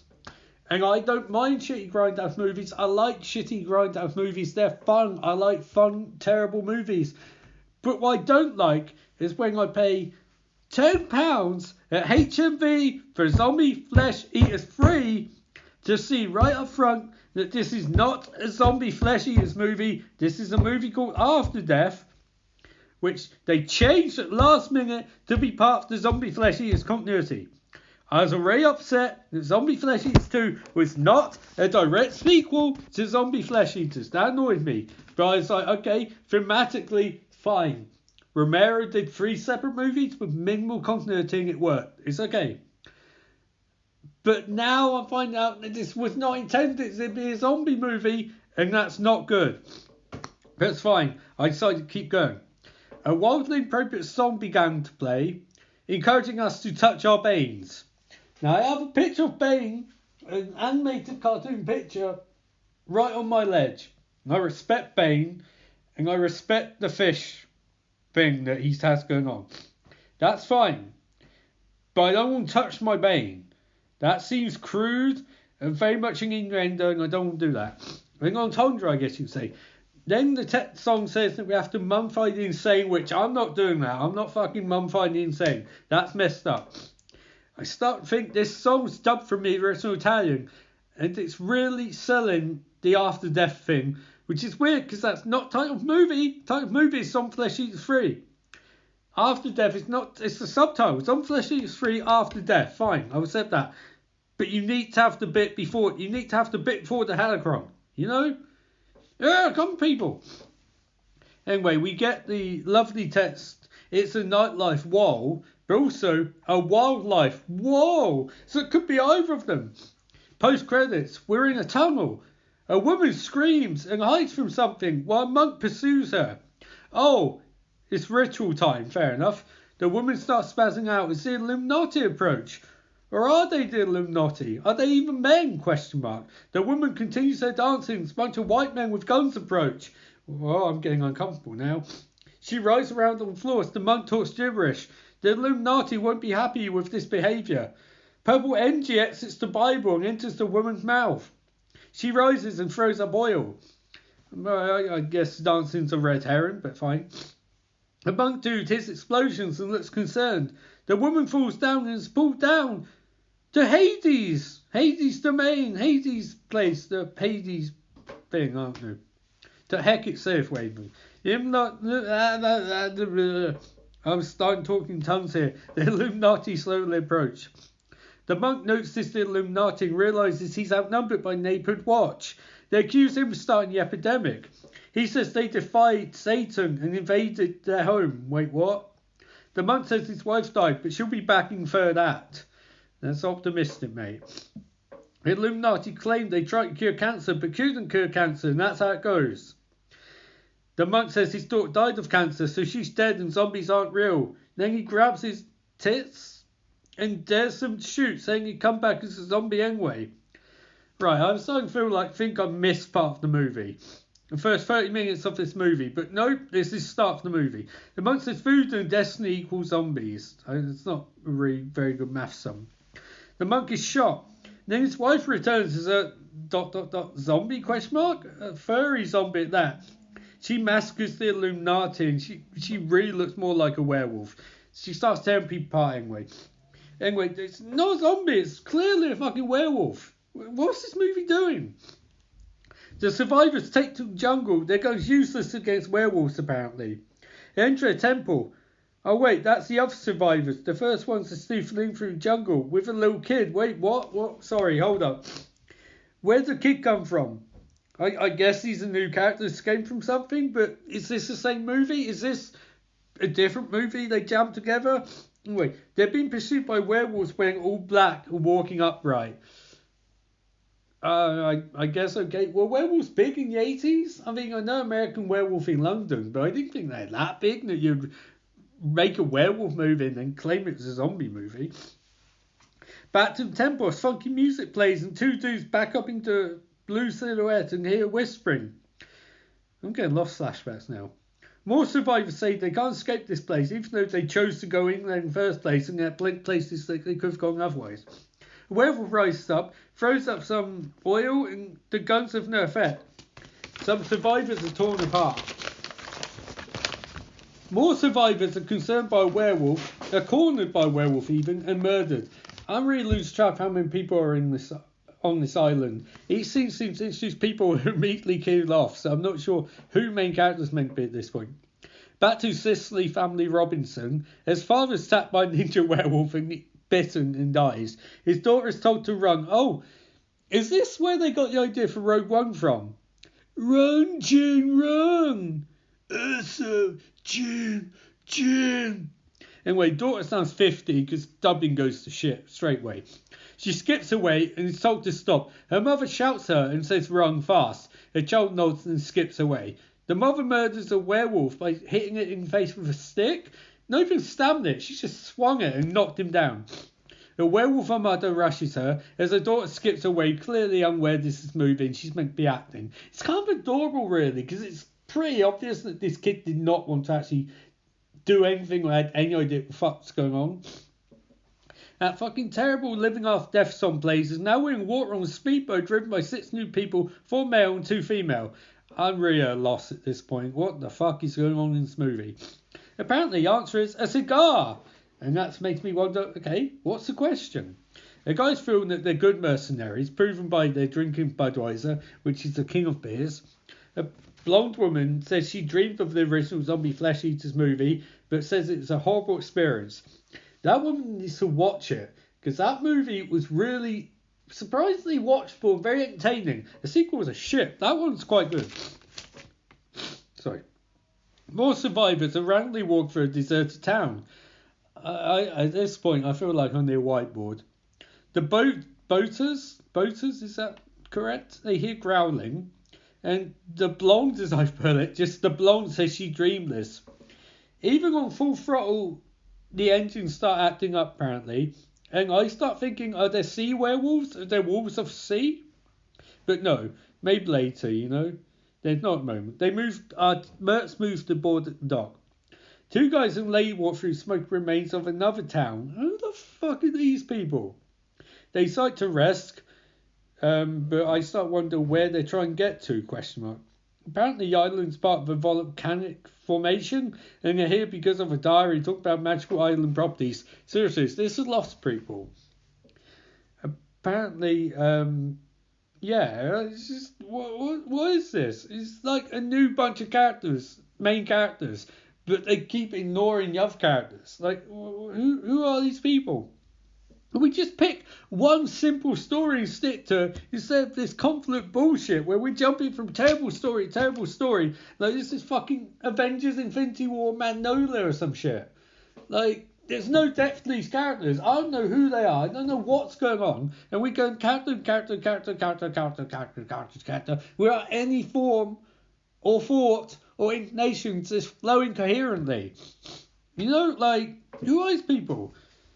we discover that the original inhabitants of the island died for some reason. No one knows why. Well, how would you know they died then? Who told you they died? Suspenseful synth music ensues. The music's okay so far. They need rest again, because apparently we're skipping scenes of context, so we can have more stories than there were in Magnolia, and a 9-minute Italian zombie movie which isn't even about zombies, it's about werewolves, people. Back to mercenaries. The blonde claims the island brought them there. Seriously, how is this not lost at this point? They have plans to look for water, despite the fact that they're right next to water. This is what gets me about these movies, which were clearly shot in a different language, Italian in this case, and then dubbed to English. Did they not hire someone to watch the movie and write dialogue? It seems like they told someone, it's a zombie movie, just write a bunch of dialogue and we'll record it. And they not think about matching up what was being said to what was being shown. Cinema is primarily about showing, not telling. So if you are going to have dialogue, it needs to match what we're being shown visually. This contradicts what we're being shown visually at every step of the way. It's just noise. You might as well have made a silent movie for all the good this dialogue does. The dialogue confuses what's going on more than the action. You know, like, you say, the characters say the mercenaries when they didn't need to. We could have seen that by them having the guns, you know? It's just gibberish. They walk through a fog machine, as you do, into the jungle looking for a boatyard, and I start getting really confused because why would you go further inland to find a boatyard when you're on boat and you go off boat to go inland, but then you won't get back to the boatyard, but you continue walking further inland looking for a boatyard when you just got off boat. So see if you can follow me. You're on boat, you get off boat, you walk into the jungle looking for a boatyard. Instead of realising halfway through, we need to walk back because the boat's there. If we're looking for a boatyard, we need to drive the boat round to find boatyard. You know, like, the boatyard would be near the dock. The boatyard would not be half a mile or 6-7 miles in fucking jungle, you know? Anyway, the woman claims that the, no, I already said that. No, so, they're walking, right? And then they find a werewolf. And werewolf looks at them and runs off. And one of the mercenaries chases him, unarmed. And chasing goes on 3 minutes. We get a lens flare cut, revealing a puddle of shit, which is brilliant and symbolic on so many levels. The werewolf falls over and then is thrown into the shit. Then he's punched repeatedly until he dies. Right, couple questions. Did the mercenary know this guy's a werewolf? If so, how did he know he's a werewolf? If he did know he's a werewolf, wasn't he curious why the werewolf was running away from him? And in fact, why was the werewolf running away from him? How can a human punch a werewolf to death? These are good questions that this movie is not going to try and answer. Another werewolf appears, biting Guy, because this isn't about answering questions, this is about shit that doesn't make sense happening, and then doubling down on shit that makes no sense. Said werewolf then runs off before the other mercenaries can appear. I mean, are these smart, sentient werewolves? Like, why we run off? The mercs are furious and fire into the jungle, infuriating werewolves. I think this came out before Predator, so this firing into the jungle seems even dumber than one in Predator. Because this has no context, like, you don't know what's happened. You don't know, like, they fire into the jungle in Predator because the thing's camouflaged and they think, we're going to try and shoot wherever it could be. That's their logic. This doesn't have any logic. They return to their boat, but it's gone. It must be sea werewolves, you know, werewolves of sea. They start shouting at blonde woman who reveals that she's been on the island for, which, I'll wait up a second. They should be concerned when she said she dreamed about the island and was wondering, how is that possible? They weren't. They should be on fucking DEFCON 97 when this woman reveals that she's been on the island. And this is after they just discussed the island. And now she's saying she's been there before. But also, hold up a second. What was she aiming to achieve in the first place? Why would mercenaries hang out for two women going towards this island? Surely that's where they were going. So why is the woman now claiming that she was unaware they were going to the island, but she dreamed about the island, now she's been there? That is a continuity error of epic proportions. It really should be cause concern. Anyway, the other three survivors find a place which looks like the rape cave from Lost. They hear crying inside, which seems very meta. And we discover apparently the original inhabitants of the island are in there. Wait, what? You said they all died? No, the original inhabitants murdered the other original inhabitants. And thus no one survived on the island originally. These guys enter the cave anyway. A slow, suspenseful music plays. The mercs go wandering and have given crazy blonde woman a gun. It seems very reckless. They find an abandoned, surprisingly modern for the time house and don't find it strange at all. And naturally they enter. Injured dude is put on bed despite clearly having lost 90% of his blood and also being infected with werewolfism. Blood drips from a tube connected to the ceiling as the head mercenary notes it while he enters the room. He doesn't find this odd. There's cockroaches in the char, which he doesn't find odd either. Another merc finds some candles. Sorry, I'm very snuffly today. And seems confused. A blonde woman explains it's a ritual to open hell. I mean, the candles. That doesn't mean it's a ritual. She puts an amulet in the centre off saying that's how you open hell. Heck, even. And Merc blows candles out saying it's bullshit. Doesn't ask why she has an amulet on her that she knew the burning site Saint Circle in the first place. It's the worst dubbing ever. It doesn't make any sense. Also, it's not a circle. Circles go all the way round. This stops. It's like a selection of candles. Anyway, they all start looking at the injured mercenary's wound, sees fucked, and tell him they'll get him some Lemsip. Another merc enters the room through blood's black curtains and doesn't find it strange. He does find lots of guns and starts whistling. The injured mercenary is cold as ice, by which I mean he's familiarised his career but in his form of his state of safe. The mercs fuck around with guns and hope they'll wake Tommy the merc up, but he may be in coma or he may not, who knows. Finally, someone asks why Hostile has guns, but there's no satisfying answer because this script is atrocious. Meanwhile, in Rape Cave, there's a second Satan circle, except again it's not a circle. These survivors marvel that they're in temple and don't realise it's not a circle of candles, the circles connect all the way round. So stop calling it Satan's Circle, call it Satan's Row. They find the Book of Dead, and I wish I was watching Evil Dead at this point, and debate opening it. But clearly someone's already opened it because the fucking werewolves are everywhere. Chuck is there to read it. He does like the fucktard he is. Not even looking at words first and realising book literally tells you what's going to happen. Like maybe look at words first, formulate an opinion. He's told things reading it, but certainly decides not to. He's not feeling it. So doofs the glasses, takes the book and reads the 4 words, 2 of which are zombie, which again, they're not zombies, unless we're getting zombies versus werewolves, but I don't think this movie has budget for that. As I say that, the werewolves attack and start tearing everyone apart, except Glasses Dude gets dropped on them and runs to leave his friends to get proper fucked. But then Glasses Dude's cornered by werewolves, but fends them off with fire and kicks and judo throw. He then breaks one's neck with ease, as the subtitles claim these are zombies. But again, zombies aren't furry, aren't werewolves, and you can't murder a zombie by breaking his neck. The woman, Valerie, is torn apart. Oh, jeez. So is Glasses Dude.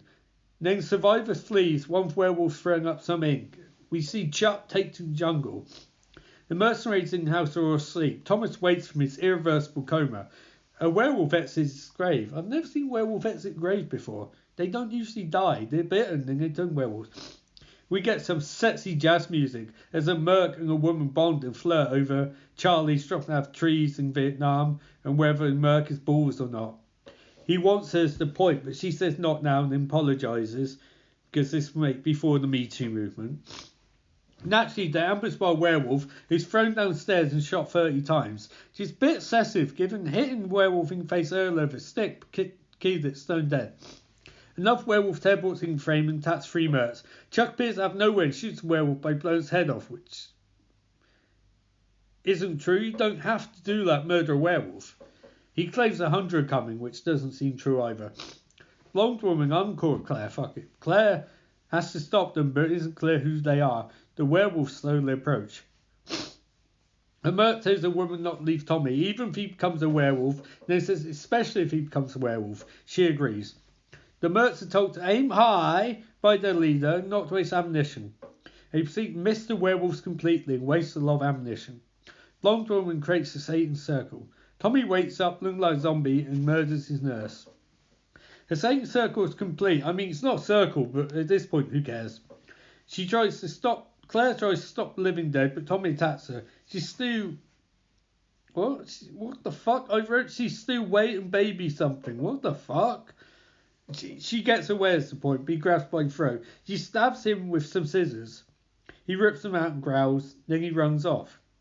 A werewolf jumps through the door and spears her to the ground. These parkour werewolves. The Merts hear her scream as werewolves continue to approach slowly. I'm amazed how little has happened in this movie. A blonde woman blonde woman holds a werewolf off, and then he's shot in the face. Blonde woman says Tommy is a zombie, not a werewolf, confusing one of the Merts because these are clearly werewolves. The other mercenaries find gas, Elaine, which they set on fire. The werewolves back off, petrified of fire and making with whining Jawa-like noises. Then one screams in a very human way, and I have wondered, did the fire stunt go wrong? Like, he seems to be screaming way too much. Shit, that's my comb, sorry. Blonde woman grabs her amulet, and she reignites the candles. 3 werewolves appear by a wall and are mowed down. Tom returns, throwing up some 82% stro. The Mert tries to negotiate with Tommy, but the other Merts refuse. They have a code. They won't kill one of their own, and they shoot them in the head 7 times. Eerie atmospheric music plays. Elite Mert loses his shit and gives St. Christmas Day speech, which I'll transcribe firstly. Nah! They're not getting us! I ain't going, Doctor! Nah! And then runs outside and is promptly swarmed by werewolves, somehow knocking them back without actually touching them. He hides by a tree. The woman tried to bang her reappears, looking like shit. She breathes heavily. B3COM3S, a werewolf? What? I don't understand. What's my writing level quality going so down? And bites him. I don't understand rules of werewolfism in this movie. Some people die and then come back from the grave. Other people bitten and take hours turn, and she's bitten like 3 minutes ago and suddenly's turn.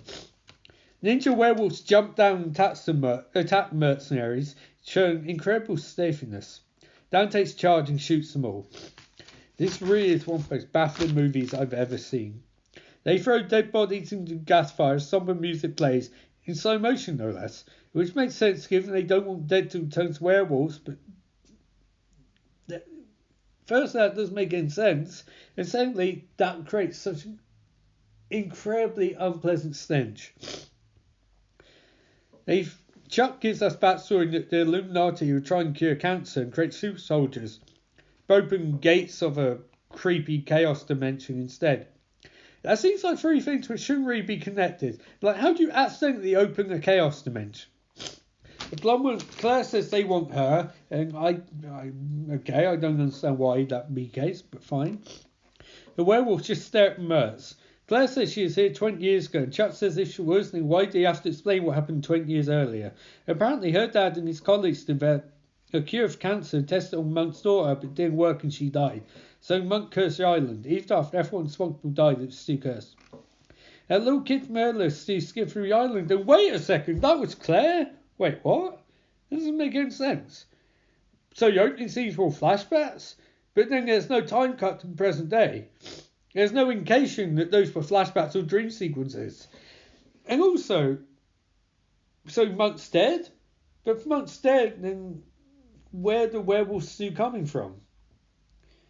And if Monk's not, then who lit Satan's Circle? Because that would have stayed lit for 20 years. So someone's just relit it?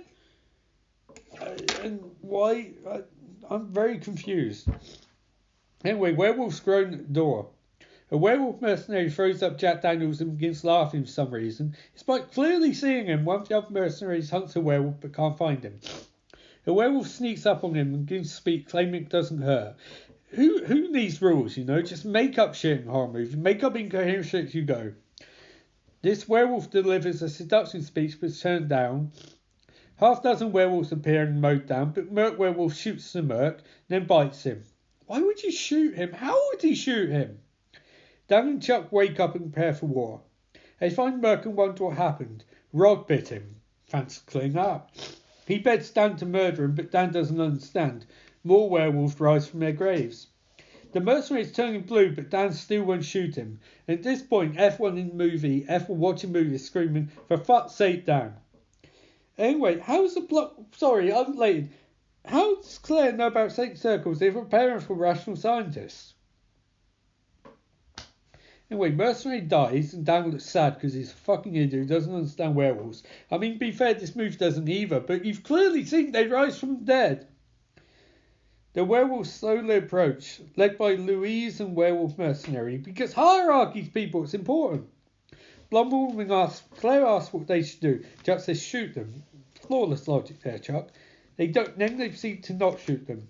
Dan goes to see dead Merc, who reveals he's got a gun, and then shoots Dan with it, because Dan's a fucking moron. The werewolves advance on Chuck and Claire. Dan says that they need to flee, so Chuck and Claire run for a window and dive through it. Dan stands off against the zombies, but is swamped. Chuck and Claire methodically exit through a window, very slowly, very carefully. Dan backs up into the corner, but is shot numerous times. Why are the werewolves shooting people? Chuck and Claire find the arrow station from Lost and hide inside. Dan, somehow still not dead, crawls away. The werewolf says they just want him to join them. Chuck and Claire walk along boards, not realising the Werewolf King has risen from Chaos Dimension. Dan is still crawling despite being shot 75 times. The werewolf ignores him. He finds a grenade lying round, as you do, and werewolf mercs know how guns work, but apparently they've forgotten what a grenade is because they just walk up to him, shrugging off. So incoherent. Dan pulls the pin, and boom goes the budget. Chuck murders the Werewolf King very anticlimactically, but two minions leap through a window. Chuck punches them to death. Claire's pulled through the wall, but Chuck saves the two. They run. More werewolves rise from the grave, and I'm starting to think, could they be your parents? No, they can't. More werewolves ambush them, but Chuck fends them off, sort of. They're really outnumbered. Chuck gets his fifth wind and starts beating shit out of all of them. They flee into the night. Cut to the next morning, and they're just chilling by a tree. And they're somehow backed by the rape cave, so naturally they enter it. Chuck somehow has a lighter now, so does Claire. Where the fuck they get lighters from? The Satan Circle, which isn't Circle, steal it. Claire picks up Book for the Dead and reads a reversal spell and realises they need to sacrifice themselves, or one of them anyway. She approaches the Devil's Anus, bathed in red light and lots of wind. She throws her amulet in. So it explodes. A werewolf punches through Chuck's chest. Holy shit. Claire starts turning into a werewolf and pulls her own eye out. This is a bit weird. She looks at the camera, goes to speak, and the image freezes with that fucking song playing again. Sorry. Right, okay. So I think it's fair to say this was a pull-in by any reasonable metric. Zombie Flesh Eaters the original is no great shakes. It's a movie which coasts on stunning special effects, solid visuals, and awesome score. The writing, acting, direction, and dubbing are all woeful, and set-piece choreography consists of characters staring at zombies to their bin. We're not talking Romero's prime here, but when I say it's by far the best of three, that should ring alarm bells as how bad this trilogy really is. Zombie Flesh Eaters 2 is objectionably one of the few genuine crimes against cinematic art form. It's two terrible movies jammed together horribly with editing so ghastly it's impossible to track geography or the passing of time. It also lacks the awesome score and great special effects of predecessor, trying to homage the movie in Return of the Living Dead, but missing the mark completely, and feeling so unlike that movie it's scary. And somehow, Zombie Flesh Eaters 3 is even worse. How much worse? Well, this is 7 movies jammed together incoherently, and by that I mean 7 terrible movies jammed together incoherently. I reveal at the end that Jenny was a little kid from Start Movie makes no sense on any level. Said the little kid's clearly not traumatised by what she'd seen, in fact didn't see anything that she could have been traumatised by.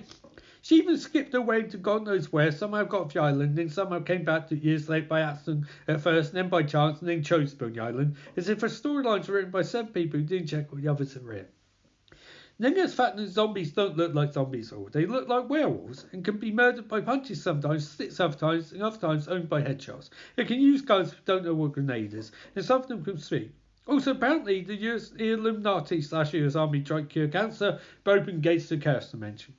Seriously, avoid this movie. It was rubbish. 1 star out of 5. Would not recommend. Would not buy. Don't watch it. It was shit. But it's only up here from here, surely, because up next is the 1989 Pet Sematary movie. I'm back in a second. You've made to the end of the episode. Congratulations. This is the outro. Thank you for listening. I don't know why you'd listen to 3 hours and 40 minutes of my voice. No, even I don't want to listen to 3 hours and 40 minutes of my voice. This is the weirdest episode ever. Like, who thought this was a good idea? This is what happens when Eve's left to his own devices. He comes up with magic, but magic's not always good. No, sometimes magic's just a little bit shit. But anyway, you've asked some up of my experiences watching The Irishman in a cinema. I was like, is this movie going to end? I was like, what the fuck's happening? Why is the movie continuing for another 40 minutes? It just ended. But anyway, then I thought, after watching cinema, I'm thinking, what a bloody awful movie in every conceivable regard except for the technical aspect. And then I watched it on Netflix, and it's really, really good on Netflix. Like, The Irishman is generally a gripping movie on Netflix when you watch in installments. Do not watch it in one go. Why would you spend any time listening or watching to something that long in one go? Do not waste 3.5 hours of your life watching it in one go. Watch it in installments. Listen to this podcast in installments. Wait, maybe I should have said this at the start of the podcast. There you go. I'll be back next week with something. I don't know what it is, but hopefully it's not another goddamn clip show.